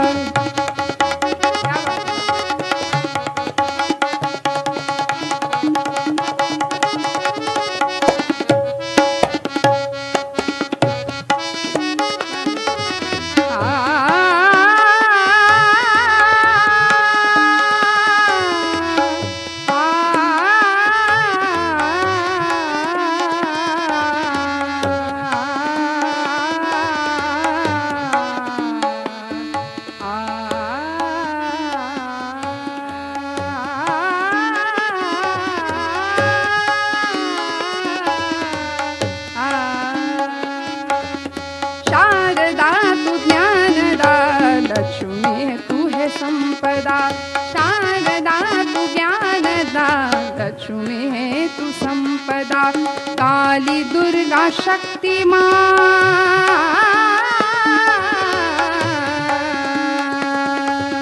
काली दुर्गा शक्ति माँ, कोटि है तुम्हें प्रणाम। जगत जननी भवतारिणी मोहिनी तू नव दुर्गा। जगत जननी भवतारिणी मोहिनी तू नव दुर्गा। तू भवानी महाकाली, तू भवानी महाकाल, तू शिवानी मंगला। जगत जननी भवतारिणी मोहिनी तू नव दुर्गा। जगत जननी भवतारिणी, जगत जननी भवतारिणी, जगत जननी भवतारिणी मोहिनी तू नव दुर्गा। मोहिनी तू नव। सगळं आहे, सगळी प्रगती आम्हाला हवी आहे। विज्ञानाच्या वेगात आम्ही इतक्या प्रचंड वेगाने धावतोय, पण आमचं मूळ कुठे विसरत नाही ना, आमचं मूळ कुठे हरवत नाही ना, याचा विचार आम्हाला करावा लागेल। म्हणून आमच्या तुमच्या माझ्या घरातल्या मुलांच्याकडे असायला हवी ती संस्कार नावाची लक्ष्मी। ते लक्ष्मीचं रूप आहे, ते भगवतीचं स्वरूप आहे। आणि सगळ्यात महत्त्वाची म्हणजे आता कोरोनाच्या या काळामध्ये, महामारीच्या या संकटाच्या काळामध्ये, वैश्विक संकट आमच्यावर आलं, जगाला खऱ्या लक्ष्मीची किंमत कळाली। बरं, कुठली लक्ष्मी सगळ्यात मोठी आहे? कारण कितीही जरी ऐश्वर्य असलं, संपत्ती असली, तरी या काळाने आम्हाला शिकवलं, बरं या पिढीला शिकवलं की पैसा म्हणजे सर्वस्व नाही, तर जगात सगळ्यात श्रीमंत कोण या प्रश्नाचं उत्तर जर मला विचारलं तर मी म्हणेन की ज्याचं आरोग्य चांगलं आहे ना, तो सगळ्यात श्रीमंत आहे। शरीरम आद्यम खलु धर्म साधनम, शरीर हे धर्माचं साधन आहे हे ज्यांनी जाणलं तो श्रीमंत। म्हणून आमच्याकडे असायला हवी ती आरोग्य नावाची लक्ष्मी आहे। हे भगवतीचं लक्ष्मीचं स्वरूप आहे। वैभव लक्ष्मी आहे, संस्कार लक्ष्मी आहे। आणि या सगळ्या लक्ष्मीचा जर सदुपयोग आम्ही जीवनामध्ये केला ना, तर जीवनाचं कल्याण आहे। आणि दुरुपयोग जर आम्ही करणार असू तर अहंकाराला कारणीभूत ठरू, आणि तो अहंकार आमच्या नाशाला कारण ठरेल। म्हणून जी धनलक्ष्मी आम्ही कमवू, तुकोबरायांनी सांगितलं ना, जोडून या धन उत्तम व्यवहारे, उदास विचारे वेच करी। उत्तम मार्गाने प्रपंच नेटका करण्यासाठी आम्हाला धनलक्ष्मी जमवावी लागेल, तिची आराधना करावी लागेल।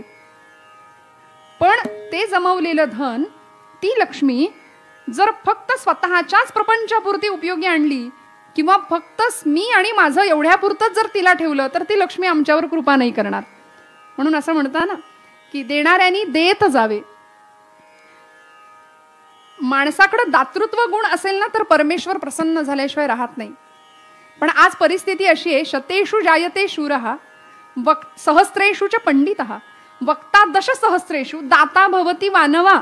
सुभाषितकारांनी सांगितलं, दात्यांची दुष्काळच आहे, म्हणजे देणारी वृत्ती नाही, उलट समोरच्याच्या जवळ जे जे काही आहे ते हिसकावून घेण्याची स्वार्थी वृत्ती मात्र समाजामध्ये आज आमच्याकडे दिसतीये।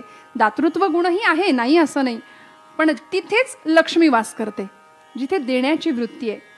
त्यामुळे या सगळ्या लक्ष्मी बरोबर अशा एका लक्ष्मीची आराधना आमच्याकडून झाली पाहिजे, ती म्हणजे विद्यालक्ष्मी, ज्ञानलक्ष्मी। ज्ञानाची आसक्ती आम्हाला असली पाहिजे, आणि त्या लक्ष्मीची जर आमच्यावर कृपा असेल ना, तर जगामध्ये आम्ही कुठेच पराभूत होणार नाही। विद्या नाम नरस्य रूपमधिकम प्रच्छन्न गुप्तम धनम, भर्तृहरी म्हणतात की विद्या नावाची लक्ष्मी हे झाकलेलं द्रव्य आहे। विद्या हे झाकलेलं द्रव्य आहे। विद्येशिवाय एकही गोष्ट अशी नाहीये की जगामध्ये पवित्र आहे। विद्ये इतकी न हि ज्ञानेन सदृश्यम पवित्रम इह विद्यते, भगवान गोपालकृष्ण म्हणतात गीतेमध्ये। ज्ञाना इतकं पवित्र दुसरं काहीच नाही। म्हणून प्रत्येकाने विद्यालक्ष्मीची कास धरावी, कारण साहित्य संगीत कला विहीन साक्षात पशु पुच्छ विषाणहीन, असं भर्तृहरी म्हणतात एके ठिकाणी। तृणन्न खादन्नपि जीवमानः तद्भाग ध्येयम परमं पशूनाम। म्हणाले कुठल्याही प्रकारची विद्या ज्याच्या जवळ नाही, कुठली कला ज्याच्या जवळ नाही, कुठलं संगीत ज्याच्या जवळ नाही, त्याची गणना ही एखाद्या पशुमध्ये होणार आहे। म्हणजे 2 पायांचा पशु असं त्याचं वर्णन भर्तृहरी करतात।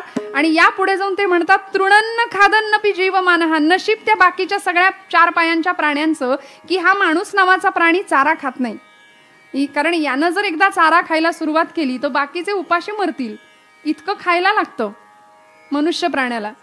म्हणजे माती खातो, सिमेंट खातो, चारा पण खाल्ला। अर्थात तो विषय आपला नाही, पण ही परिस्थिती अशी आहे की तृणन्न खादन्नपि जीवमानः तद्भागधेयं परमं पशूनाम. विद्येची आसक्ती, विद्या लक्ष्मीची आराधना आम्हाला करावी लागेल, ती ज्ञानलक्ष्मी. आणि म्हणून मी ज्या पद्धतीने आपण चरित्र ऐकलं ना, आनंदी गोपाळ जोशी, डॉक्टर आनंदीबाई गोपाळ जोशी, भारतातल्या पहिला महिला डॉक्टर, प्रतिकूल परिस्थितीतून शिक्षण घेतलं, डॉक्टरेट मिळवली, MD पदवी मिळवली आणि अनेकांची सेवा केली आपल्या या विद्यालक्ष्मीच्या माध्यमातून.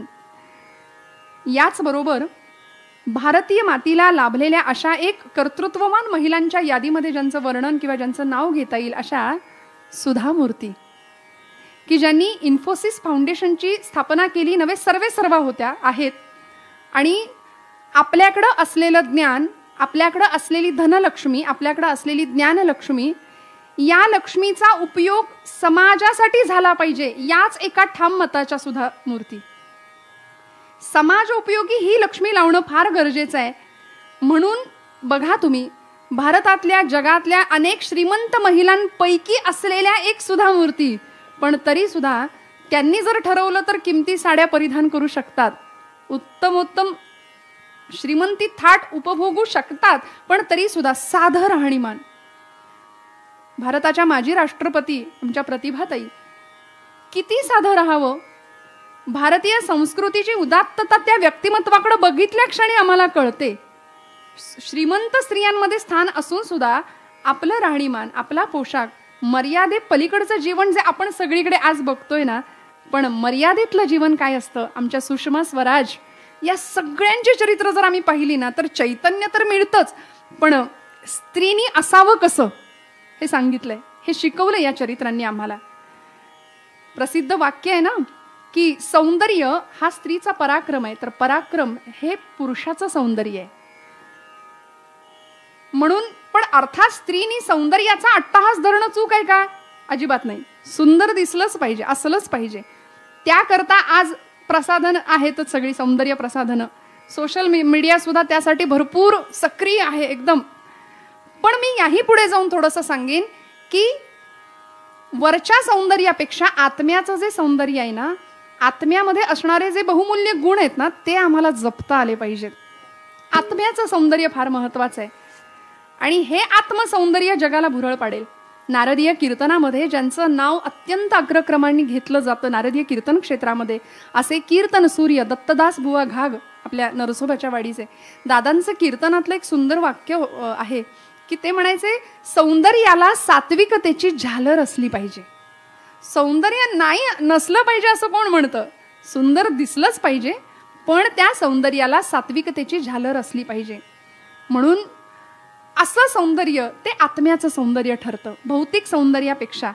म्हणून मी सुधा मूर्तींच्या चरित्रातलं थोडासा उल्लेख करून पुढे जाईन की ज्यावेळी सुधा मूर्तींची मुलाखत झाली ना, त्या मुलाखतीमध्ये त्यांना असं विचारलं होतं की तुम्ही म्हणजे त्या 21 वर्षापूर्वी काशीला जाऊन आल्या होत्या. 21 वर्षांपूर्वी काशीला जाऊन आल्यानंतर तिथे अशी प्रथा आहे की तिथे आपल्या आवडत्या गोष्टीचा त्याग करायचा. काशीला गेल्यानंतर लोक असं करतात, आपल्या सगळ्यात आवडती गोष्ट कुठली आहे, तिचा वस्तू कुठली आहे, तिचा त्याग करायचा. तर सुधा मूर्तींनी आपल्या एका मुलाखतीत असं सांगितले की 21 वर्ष मी नवीन साडीच नाही खरेदी केली माझ्यासाठी.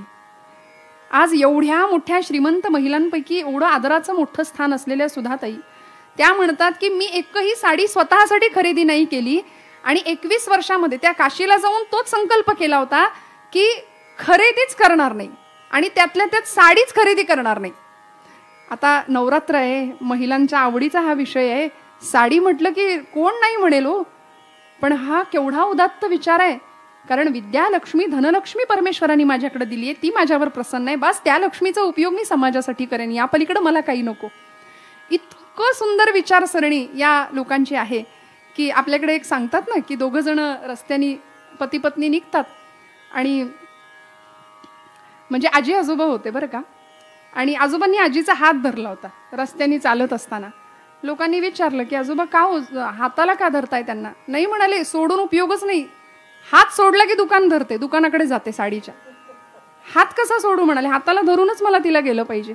हे आजीचं झालं, म्हणजे आजीचं सुद्धा असं होतंय. आपल्या सगळ्याच स्त्रियांच्या आवडीचा विषय आहे हा. पण सुधामूर्तींचं चरित्र म्हणून मला मुद्दाम आदर्शवत असं आपल्यासमोर ठेवावं असं वाटतं की हे देवीचं लक्ष्मी स्वरूप आहे.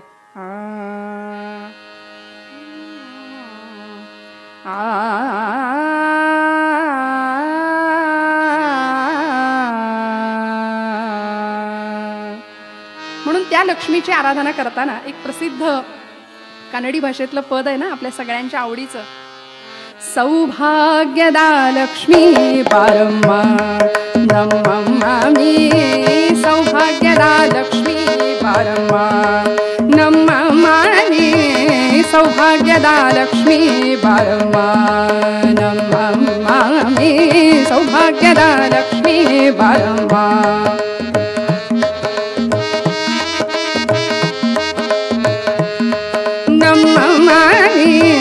सौभाग्यदा लक्ष्मी बारम्मा नम्मामि सौभाग्यदा लक्ष्मी बारम्मा बारम्मा बारम्मा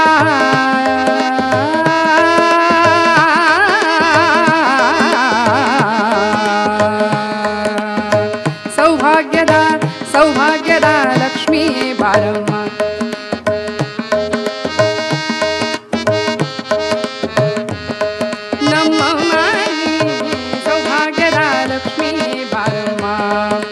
ಹೆಜ್ಜೆ ಕಾಲ್ಗಳ ಧ್ವನಿಯ ತೋರುತ್ತಾ ಹೆಜ್ಜೆಯ ಮೇಲೆ ಹೆಜ್ಜೆಯ ನಿಕ್ಕುತ್ತ ಗೆಜ್ಜೆ ಕಾಲ್ಗಳ ಧ್ವನಿಯ ತೋರುತ್ತಾ ಹೆಜ್ಜೆಯ ಮೇಲೆ ಹೆಜ್ಜೆಯ ನಿಕ್ಕುತ್ತ ಸಜ್ಜನ ಸಾಧು ಪೂಜೆಯ ವೇಳೆಗೆ ಮಜ್ಜಿಗೆ ಒಳಗಿನ ಬೆಣ್ಣೆಯಂತೆ ಭಾಗ್ಯದ ಲಕ್ಷ್ಮೀ ಬಾರಮ್ಮ ನಮ್ಮಮ್ಮನಿ ಸೌಭಾಗ್ಯದ ಲಕ್ಷ್ಮೀ ಬಾರಮ್ಮ ನಮ್ಮಮ್ಮನಿ ಸೌಭಾಗ್ಯದ ಲಕ್ಷ್ಮೀ ಬಾರಮ್ಮ.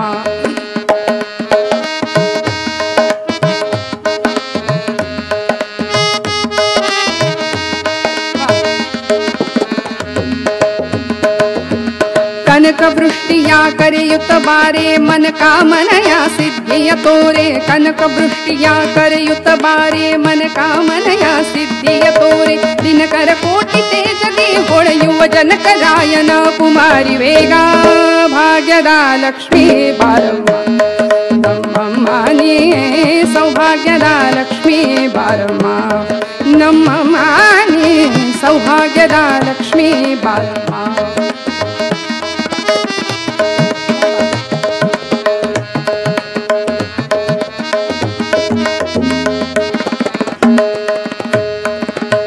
ಸಕ್ಕರೆ ತುಪ್ಪದ ಕಾಲುವೆ ಹರಿಸಿ ಶುಕ್ರವಾರದ ಪೂಜೆಯ ವೇಳೆಗೆ ಸಕ್ಕರೆ ತುಪ್ಪದ ಕಾಲುವೆ ಹರಿಸಿ ಶುಕ್ರವಾರದ ಪೂಜೆಯ ವೇಳೆ ಅಕ್ಕರೆ ಅಕ್ಕರೆ ಉಳ್ಳ ಅಳಗಿರಿ ಅಂಗನ ಚೊಕ್ಕ ಪುರಂದರ ವಿಠಲನ ರಾಣಿ ಭಾಗ್ಯದ ಲಕ್ಷ್ಮೀ ಬಾರಮ್ಮ ನಮ್ಮಮ್ಮನಿ ಸೌಭಾಗ್ಯದ ಲಕ್ಷ್ಮೀ ಬಾರಮ್ಮ ನಮ್ಮಮ್ಮನಿ ಸೌಭಾಗ್ಯದ ಲಕ್ಷ್ಮೀ ಬಾರಮ್ಮ ಬಾರಮ್ಮ ಬಾರಮ್ಮ ಸೌಭಾಗ್ಯದ ಲಕ್ಷ್ಮೀ ಬಾರಮ್ಮ ನಮ್ಮಮ್ಮನಿ ಸೌಭಾಗ್ಯದ ಸೌಭಾಗ್ಯದ ಸೌಭಾಗ್ಯದ ಲಕ್ಷ್ಮೀ ಬಾರಮ್ಮ ನಮ್ಮಮ್ಮನಿ ಸೌಭಾಗ್ಯದ ಲಕ್ಷ್ಮೀ ಬಾರಮ್ಮ.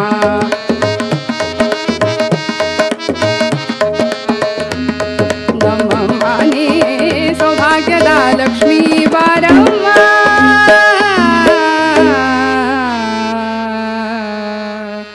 म्हणून या देवीच्या लक्ष्मी रूपाला या निमित्ताने वंदन आहे की ही लक्ष्मी फक्त धनलक्ष्मी नाही तर ती आरोग्य लक्ष्मी आहे, संस्कार लक्ष्मी आहे, ज्ञान लक्ष्मी आहे, विद्या लक्ष्मी आहे. सुधामूर्तींनी आपल्या जवळच्या अनेक या धनलक्ष्मीचा सदुपयोग केला, विद्यालक्ष्मीचा सदुपयोग केला, अनेक पुस्तकांचं कादंबऱ्यांचं लिखाण तर केलंच, अनेक पुरस्कार सरकारतर्फे जे जे मिळाले ना या समाज उपयोगी कामाबद्दल त्या पुरस्कारांची सगळी रक्कम मुलींसाठी अनाथालय उभारण्यासाठी या सुधामूर्तींनी खर्च केलेली आहे. यापुढे जाऊन गृहलक्ष्मीचं एक रूप आम्ही बघतो की जी घराघरामध्ये आहे. दिवाळीला मला असं वाटतं की दिवाळीला दर्शन म्हणून पाडव्याला पतीची ओवाळणी पत्नी करत असते ना, तर लक्ष्मी पूजनाला पतीने पत्नीची ओवाळणी करायला काय हरकत आहे? ती गृहलक्ष्मी आहे ना. आतापासून आपण करूया पुढे. ती गृहलक्ष्मी आहे पतीच्या पावलावर पाऊल ठेवून ती अनुसरण करते, ती तिचं काम करत राहते ना निर्विकल्पपणे, पातिव्रत्य तिचं ती सांभाळत असते, ती गृहलक्ष्मी आहे. अलीकडे झालेल्या या पुलवामा दहशतवादी हल्ल्यामध्ये आमच्या भारताचा एक जवान जे शहीद झाले, त्यांची पत्नी निकिता धौंडियाल असं त्यांचं नाव. त्यांनी एवढ्या कमी काळामध्ये पुलवामा अटॅकमध्ये पती निधन झाल्यानंतर निकिता धौंडियाल यांनी लष्करी प्रशिक्षण घेतलं, लेफ्टनंट झाल्या आणि त्या पतीच्या पदावर तिथे जाऊन आज पतीचं उर्वरित राहिलेलं कार्य मी पूर्ण करेन या एका ध्येयाने प्रेरित झालेली ही महिला आज आम्ही पाहतोय. आमच्या भारत देशाची मान अभिमानाने उंचावणारी अशी ही गृहलक्ष्मी मी म्हणेन निकिता धौंडियाल. डॉक्टर बाबासाहेब आंबेडकरांच्या सौभाग्यवती रमाई आंबेडकर शेणगोवऱ्यांचा संसार उभा केला, शेणगोवऱ्यां थापून संसार उभा केला आणि त्यामुळे डॉक्टर बाबासाहेब आंबेडकर मी म्हणेन की संविधान लिहू शकले. ही गृहलक्ष्मी आहे. याचबरोबर मंदाताई आमटे असतील, प्रकाश आमट्यांच्या पत्नी साधनाताई आमटे असतील, या सगळ्यांनीच आपल्या पतीच्या पावलावर पाऊल ठेवून अनुसरण केलं. मी म्हटलं तसं जसं यमुनामाई सावरकरांनी केलं. अनेक या सगळ्या गृहलक्ष्मीचे रूप आहेत. ही लक्ष्मीचं अधिष्ठान असलेलं भगवतीचं रूप आहे. मंदाताई आणि प्रकाश आमटे जर ते आदिवासी भागातून निघाले ना, तर प्रकाश वाटा पुस्तकावरचं पहिलंच वाक्य आहे की ते आदिवासी लोक त्यांना असं म्हणायचे की हे आमचे राम सीता आहेत, हे आमचे राम सीता आहेत. इतकं विलक्षण कर्तृत्व आणि व्यक्तिमत्व. आणि म्हणून गृहलक्ष्मी कशी असावी, स्त्री कशी असावी, मर्यादेचा पदर तिच्याकडे कसा असला पाहिजे, या सगळ्या गोष्टी सांगत असताना महाराष्ट्रातल्या सुप्रसिद्ध व्याख्यात्या ज्या आत्ता काही कालापूर्वीच आपल्यातून निघून गेल्या, त्या अपर्णाताई रामतीर्थकर, मुलीने कसं असलं पाहिजे म्हणजे त्या तर म्हणायच्या, त्यांचं आवडीचं वाक्य म्हणजे माझ्या आवडीचं त्यांच्या व्याख्यानातलं वाक्य, त्या म्हणायच्या मुलगी कितीही मोठी झाली, ती भले डॉक्टर झाली, इंजिनियर झाली, वकील झाली, तरी सुद्धा भाकरी थापता आलीच पाहिजे म्हणायच्या. म्हणजे हे आम्हाला हे स्त्रीला चूक. आणि हे कमीपणाचं लक्षण मुळीच नाहीये. स्त्री घर सांभाळते म्हणजे ते दुबळेपणाचं लक्षण आहे का? मुळीच नाही. पुरुषाच्या बरोबरीने उलट ती कामही करते आणि घरही उत्तम सांभाळतीये. या घराचा हा सगळा रथ, हे सगळं शिवधनुष्य ती पेलते, कारण तिच्याकडे निसर्गाने तेवढी क्षमता दिली आहे, तेवढी ताकद दिली आहे. देवीचं लक्ष्मी रूप जसं आहे ना, तसं देवीचं कांती रूप सुद्धा आज आपल्याला बघायचंय. तेज जिथे आहे, कांती जिथे आहे, मी मगाशी म्हटलं तसं कांती म्हणजे फक्त अंगकांती नाही ना, ते सौंदर्य उजळण्यासाठी आम्ही भरपूर प्रयत्न करतो, पण तेज किंवा कांती ज्याला म्हणता येईल ती बुद्धीची कांती आहे, नुसती शरीराची कांती नाही.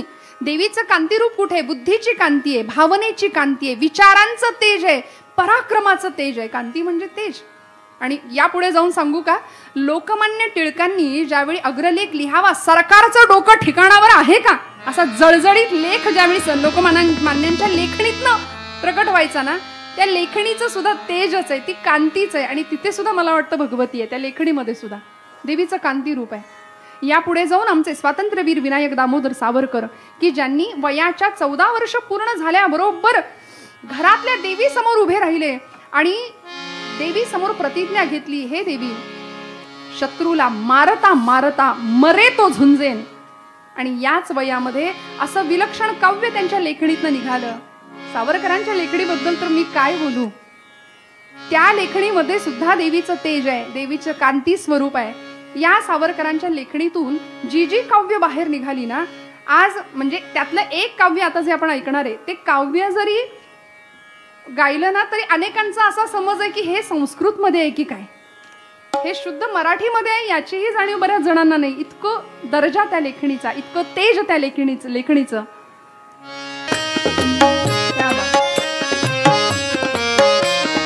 राष्ट्राचे चैतन्य मूर्त तू, नीती संपदाची, स्वतंत्रते भगवती श्रीमती राज्ञी तू त्यांची, परवशतेच्या तमात तुझी आकाशी ओशी, स्वतंत्रते भगवती, स्वतंत्रते भगवती, चांदणी समतम लख लखशी, वन्दे त्वामहं यशोयुतां वन्दे यशोयुतां वन्दे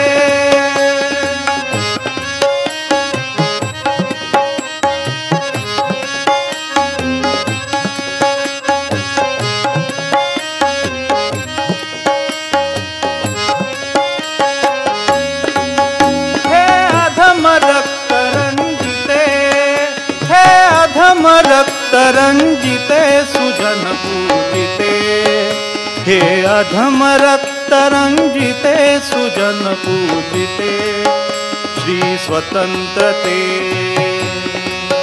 श्री स्वतंत्रते श्री स्वतंत्रते तुझसाठी मरण ते जनन तुझ बीन मरण ते जनन तुझसाठी मरण ते जनन तुझ वीण जनन ते मरण तुझ सकल चराचर शरण चराचर शरण तुझ सकल चराचर शरण चराचर शरण श्री स्वतंत्रते श्री स्वतंत्रते श्री स्वतंत्रते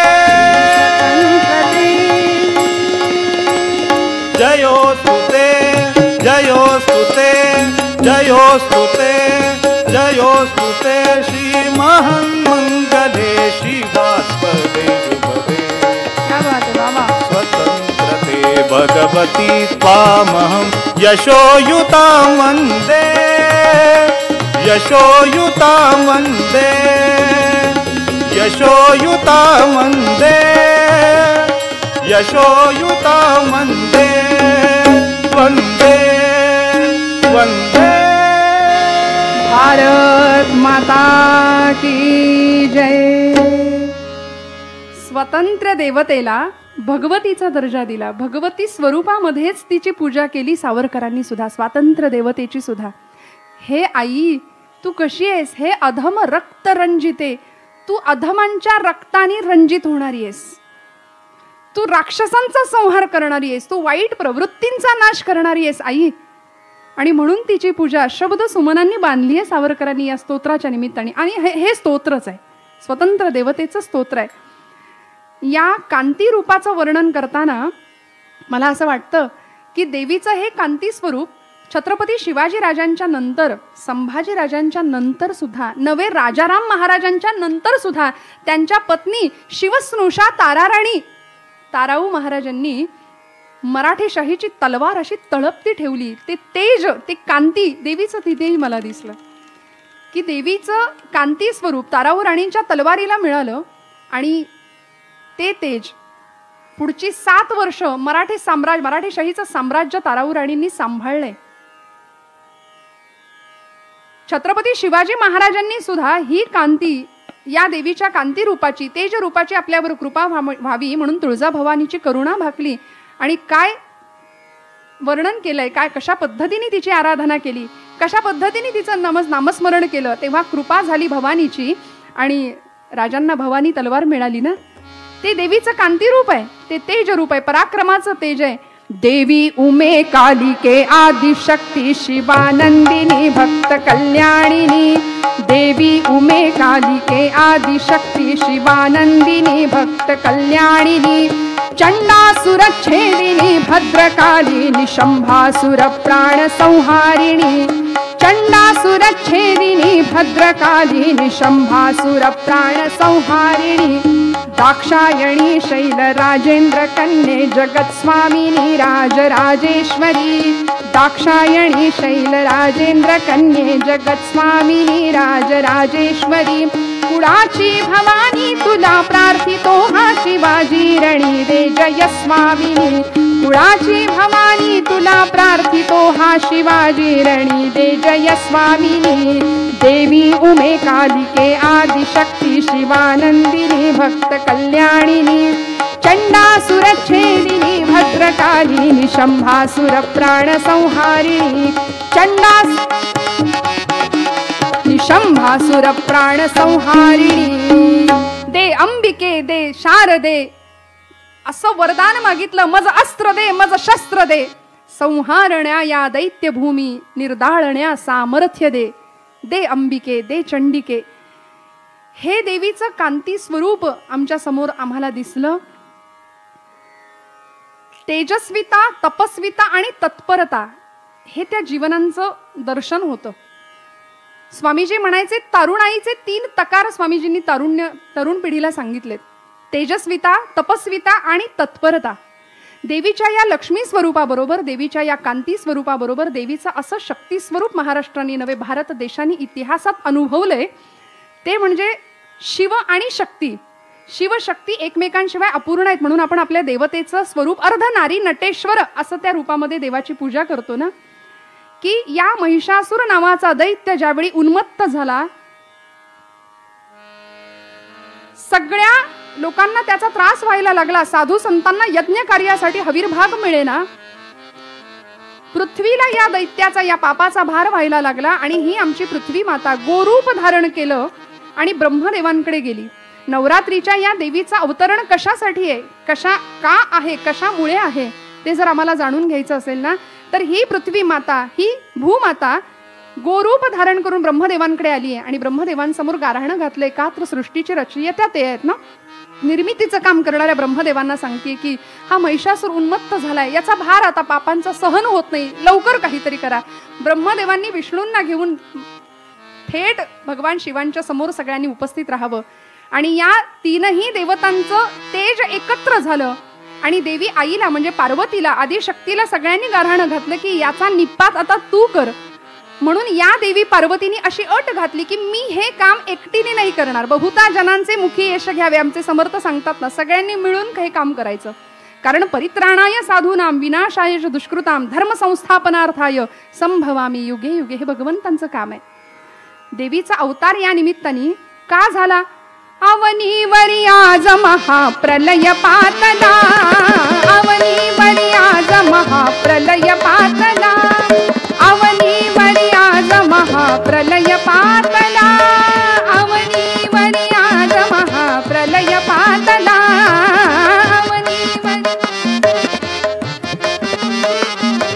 महिषासुर स्वर्गाचा स्वामी जाहला, महिषासुर स्वर्गाचा स्वामी जाहला, अवनीवरी आज महाप्रलय.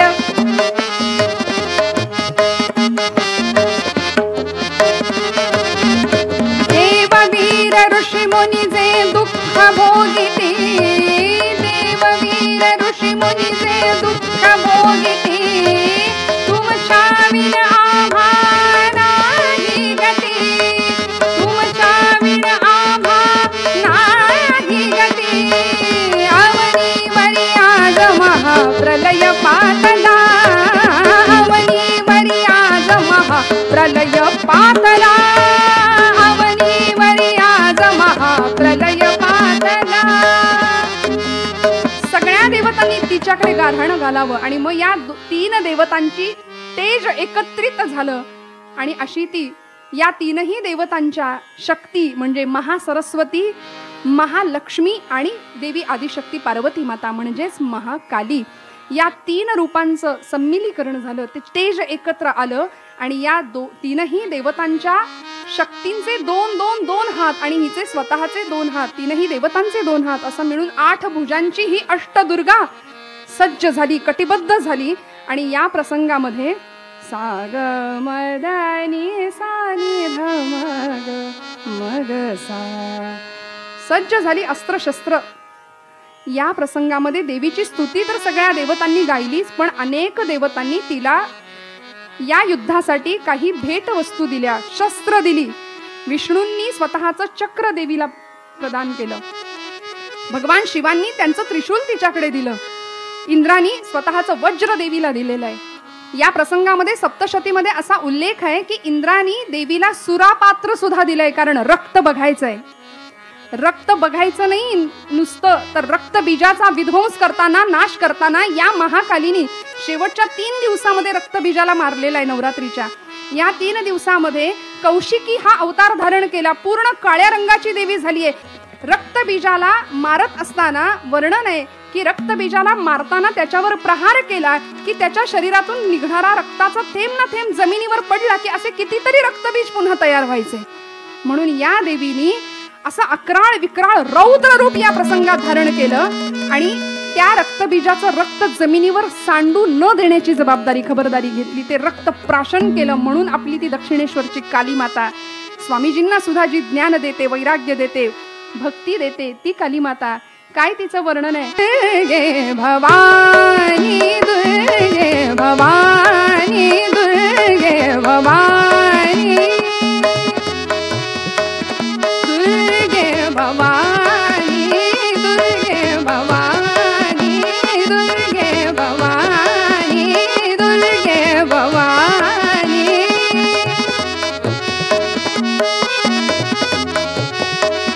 दुर्गे भवानी दया करू माता दया करू माता नित सुख करणी दुःख हरण दुर्गती नाशनी दुर्गे भवानी दुर्गे भवानी दुर्गे भवानी. कशी आहे जगदंबा? हात खड्ग त्रिशूलधर हात खड्ग त्रिशूलधर हात खड्ग त्रिशूलधर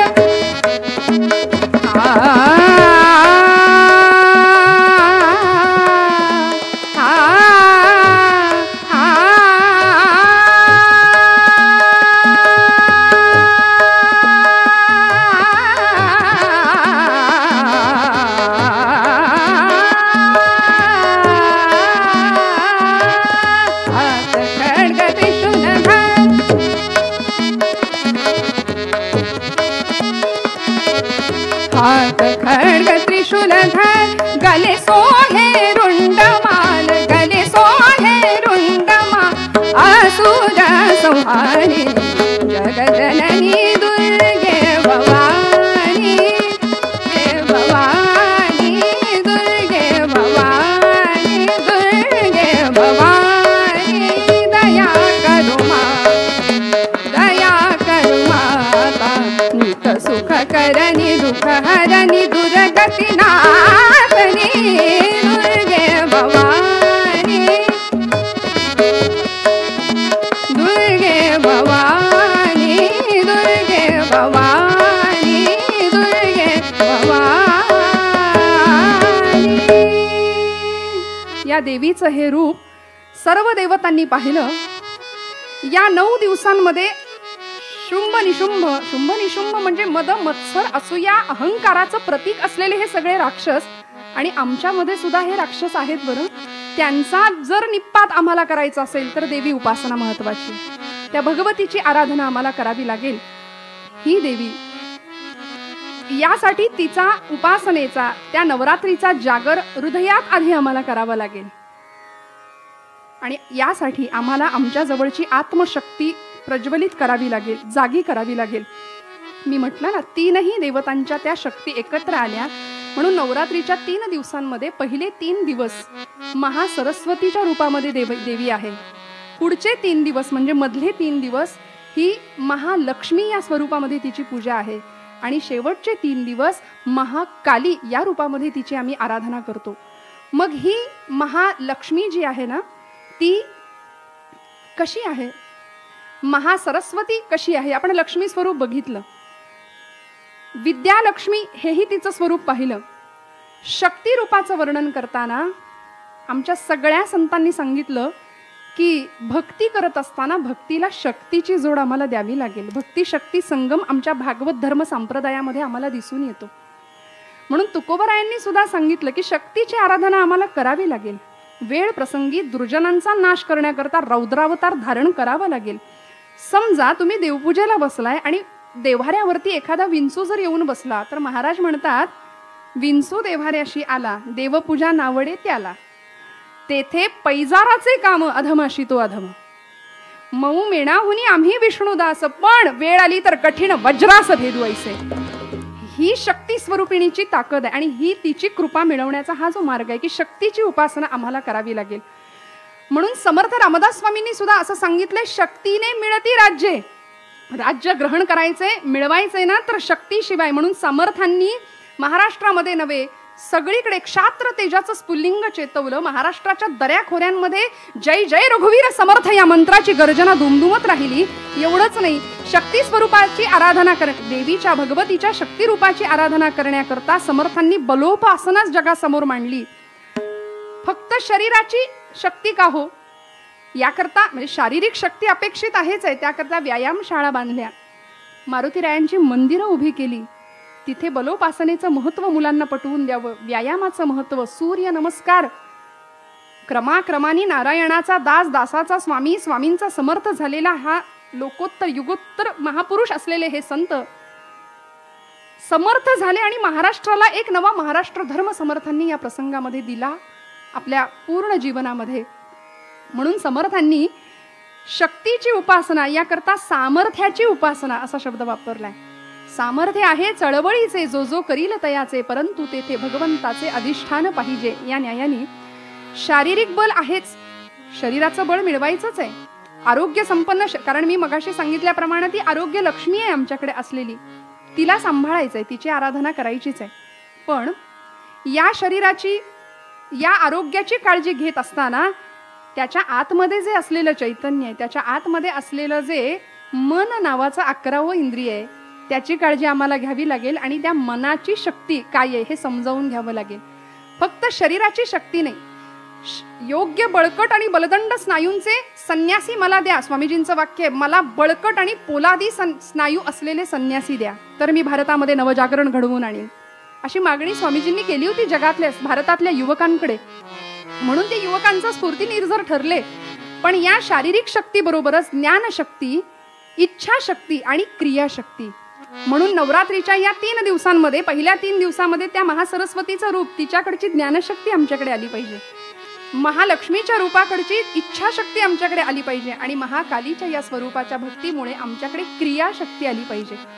ज्ञान कुठलं हो, कुठलं ज्ञान? व्यवहाराचं ज्ञान, इतिहास, भूगोल, नागरिकशास्त्र, गणित नाही. मी कोण आहे हे जे आत्मज्ञान ज्याला म्हणतो ना आपण, ते ज्ञान आम्हाला व्हावं याकरता स्वामीजींनी सुद्धा रामकृष्णांकडे गाऱ्हाणं घातलं. आणि एक दिवस प्रपंचाच्या कटकटी घेऊन ज्यावेळी स्वामीजी रामकृष्णांकडे गेले, त्यावेळी रामकृष्ण परमहंसांनी सांगावं की तुला नोकरी हवी आहे, तुला प्रपंच तुझा सांभाळायचा आहे ना, तूच जा आणि देवीला मागणं. म्हणून दक्षिणेश्वरच्या त्या काली मातेसमोर स्वामीजी ज्यावेळी उभे राहिले ना, त्यावेळी जे मागायचं होतं ते विसरले. मागायला आले होते प्रपंचातलं सुख, घरची कटकट संपू दे, नोकरी लागू दे, असलं मागणं मागायला आलेले स्वामीजी तिथं विसरले आणि देवी समोर उभे राहिले. आई ज्ञान दे, भक्ती दे आणि वैराग्य दे. माघारी आले, लक्षात आलं मी मागायचं होतं ते मागितलंच नाही, मी विसरून गेलो. गुरुदेव, मला जे मागायचं होतं ते विसरलो म्हणाले, मी वेगळंच काहीतरी मागून आलो. ठाकूरजी म्हणाले, रामकृष्ण म्हणाले, नरेंद्रा पुन्हा जा आणि पुन्हा माझ्या आईला बोल, माझी आई खूप दयाळू आहे, ती तुला देईल, तुला जे हवं तेच देईल, जा परत माग. दुसऱ्यांदाही तेच घडलं, आई ज्ञान दे, आई भक्ती दे आणि वैराग्य दे. तिसऱ्यांदाही तेच घडलं, परमेश्वर आपल्यासाठी योग्य काय तेच देत असतो बरं, आपल्याला हवं ते बऱ्याचदा नाही मिळत. स्वामीजी उभे राहिले या जगदंबे समोर. अनादि निर्गुण प्रगटली भवानी, अनादि निर्गुण प्रगटली भवानी, अनादि निर्गुण प्रगटली भवानी. मोह महिषासुर मर्दना लागुनी, मोह महिषासुर मर्दना लागुनी, विविध तापांची करावया झाडणी, विविध तापांची करावया झाडणी. भक्ता लागी तू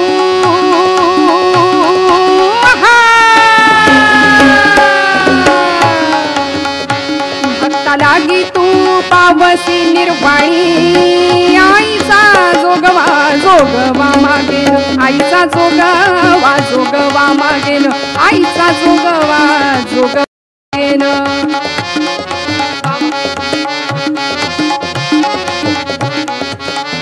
द्वैत सांडूनी माळ मी घालीन, हाती बोधाचा झेंडा मी घेईन, देहरहिता वारीसी जाईन.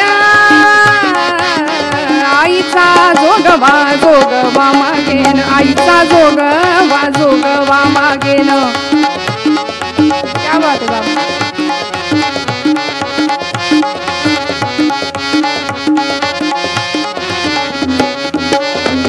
नवविध भक्तीच्या करुणी नवरात्र, नवविध भक्तीच्या करुणी नवरात्र, करुणी पोटी मागे न ज्ञानपुत्र, करुणी पोटी मागे न ज्ञानपुत्र, जाणून सद्भाव सद्भाव अंतरीचा मित्र, दुर्धर संसार संसार सोडीन कृपात्र, आईचा जोगवा जोगवा मागेन, आईचा जोगवा जोगवा मागेन, आईचा जोगवा जोगवा मागेन. आवा क्या बात. आता साजणी झाले मी निसंग, आता साजणी झाले मी निसंग, विकल्प नवऱ्याचा तोडियला संग, विकल्प नवऱ्याचा तोडियला संग, काम क्रोध हे धाडियले माग, काम क्रोध हे धाडियले माग, झाला मोकळा मार्ग सुरंग, आईचा जोगवा जोगवा मागेन, आईचा जोगवा.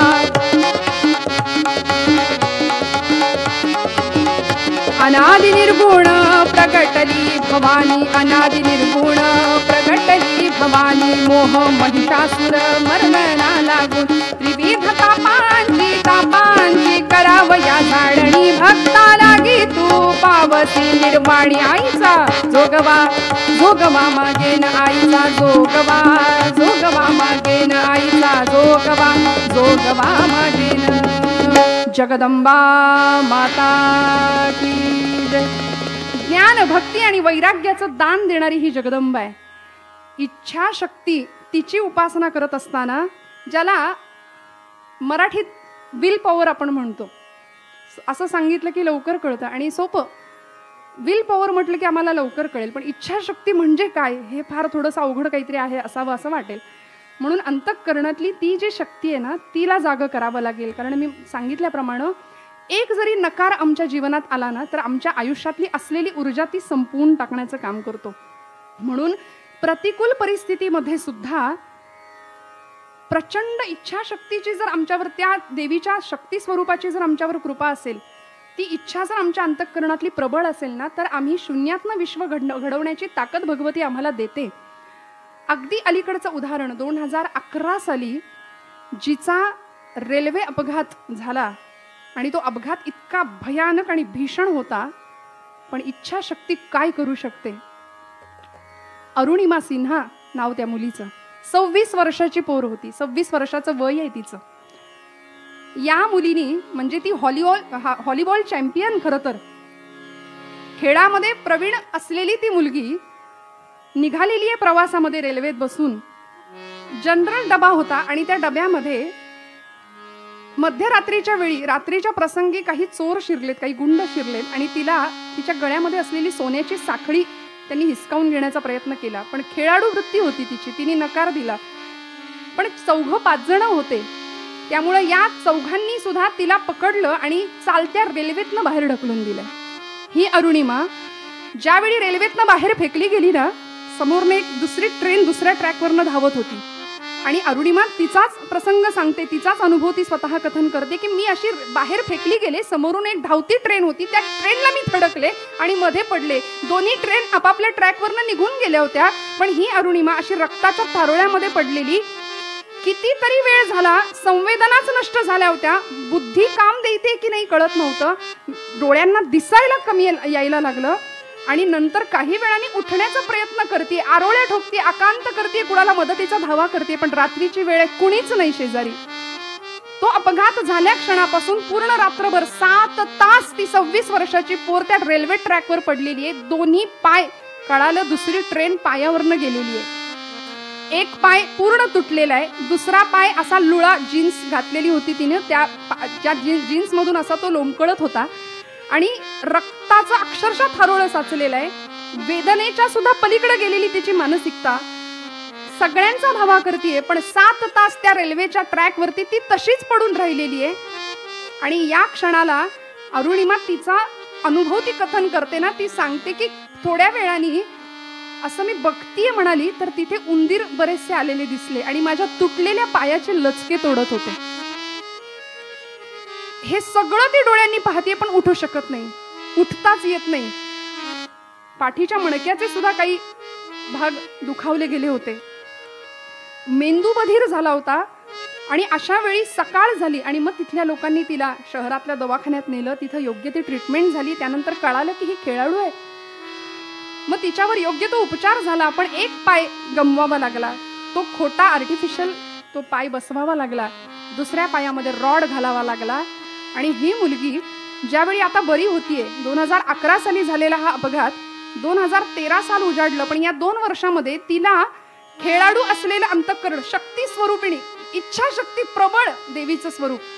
आणि अशा वेळी तिच्यावर वृत्तपत्रातनं काही मथळे यायला लागले किंवा काही मेसेजेस फिरायला लागले की हिने बहुतेक आत्महत्या केली असावी, की हिला बहुतेक घरातून काहीतरी विरोध असावा. पण असं काहीच नव्हतं. आणि हा नकार तिला सहन होत नव्हता. आपल्याबाबत आपण इतके दुर्दम्य महत्वाकांक्षी असून सुद्धा जर समाज असा विचार करत असेल ना, तर बस आता हे चॅलेंज, आता हे आव्हान स्वीकारायचं तिने ठरवलं.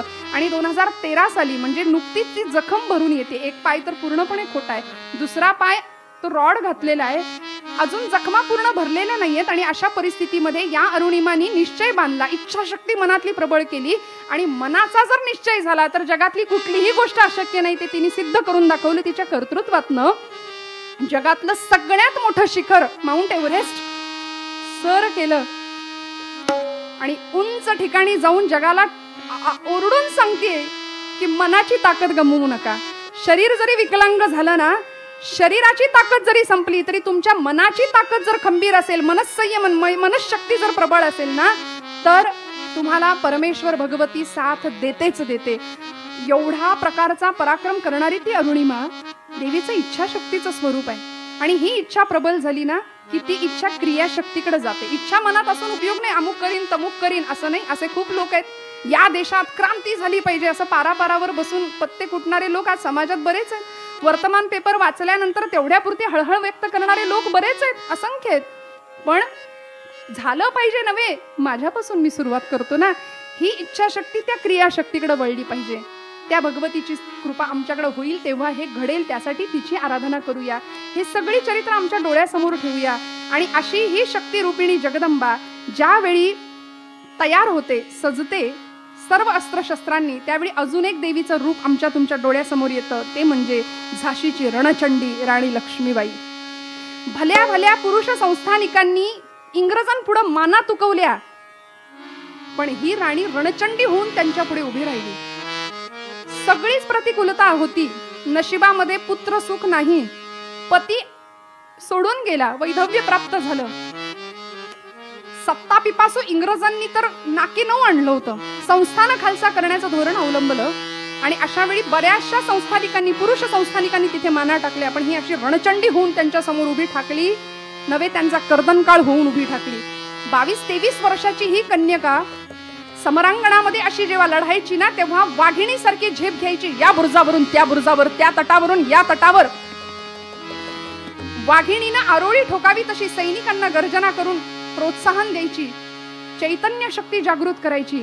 देवीचं हे शक्ती रूप आहे की ज्यावेळी संस्थान खालसा करण्याचं ठरवलं, लॉर्ड डलहौसी नावाचा इंग्रज अधिकारी, भारतातली अनेक संस्थानं खालसा झाली. इंग्रजांनी 16व्या शतकापासूनच इथे पाय रोवायला सुरुवात केली होती. मग इथे वखारी स्थापन करण्याच्या निमित्ताने आले आणि सुरत, मद्रास, कलकत्ता आणि मुंबई या 4 ठिकाणी वखारी स्थापन झाल्या. त्यांच्या नियंत्रणासाठी ईस्ट इंडिया कंपनीची स्थापना केली. आणि याच्या सगळ्यावर नियंत्रण ठेवण्याकरता लॉर्ड डलहौसी आणि त्यांनी एक वेगळंच धोरण अवलंबलं.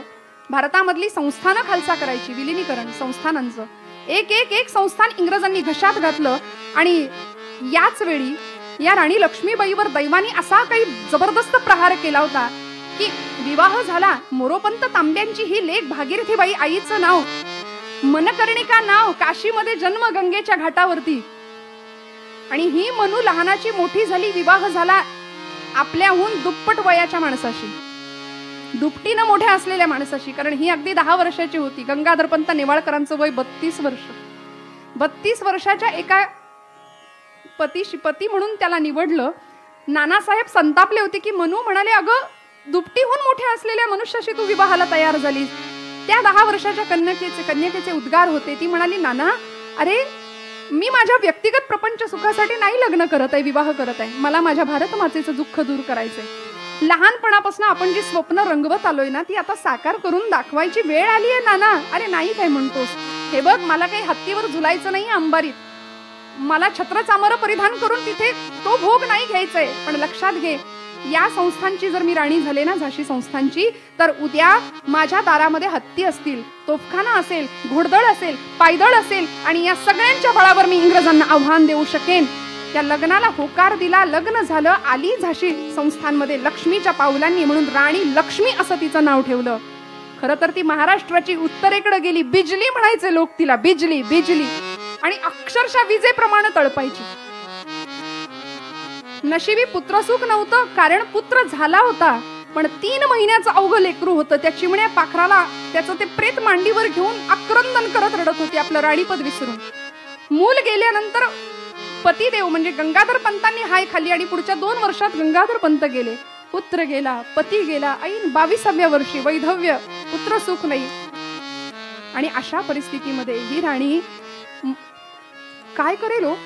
घरामध्ये जावं, महालक्ष्मी समोर, देवी समोर बसावं. हे आई, जन्म झाल्यापासून, लहानपणापासून जे स्वप्न आता उराशी बाळगले ना, ते मला साकार करण्याची संधी मिळालीये.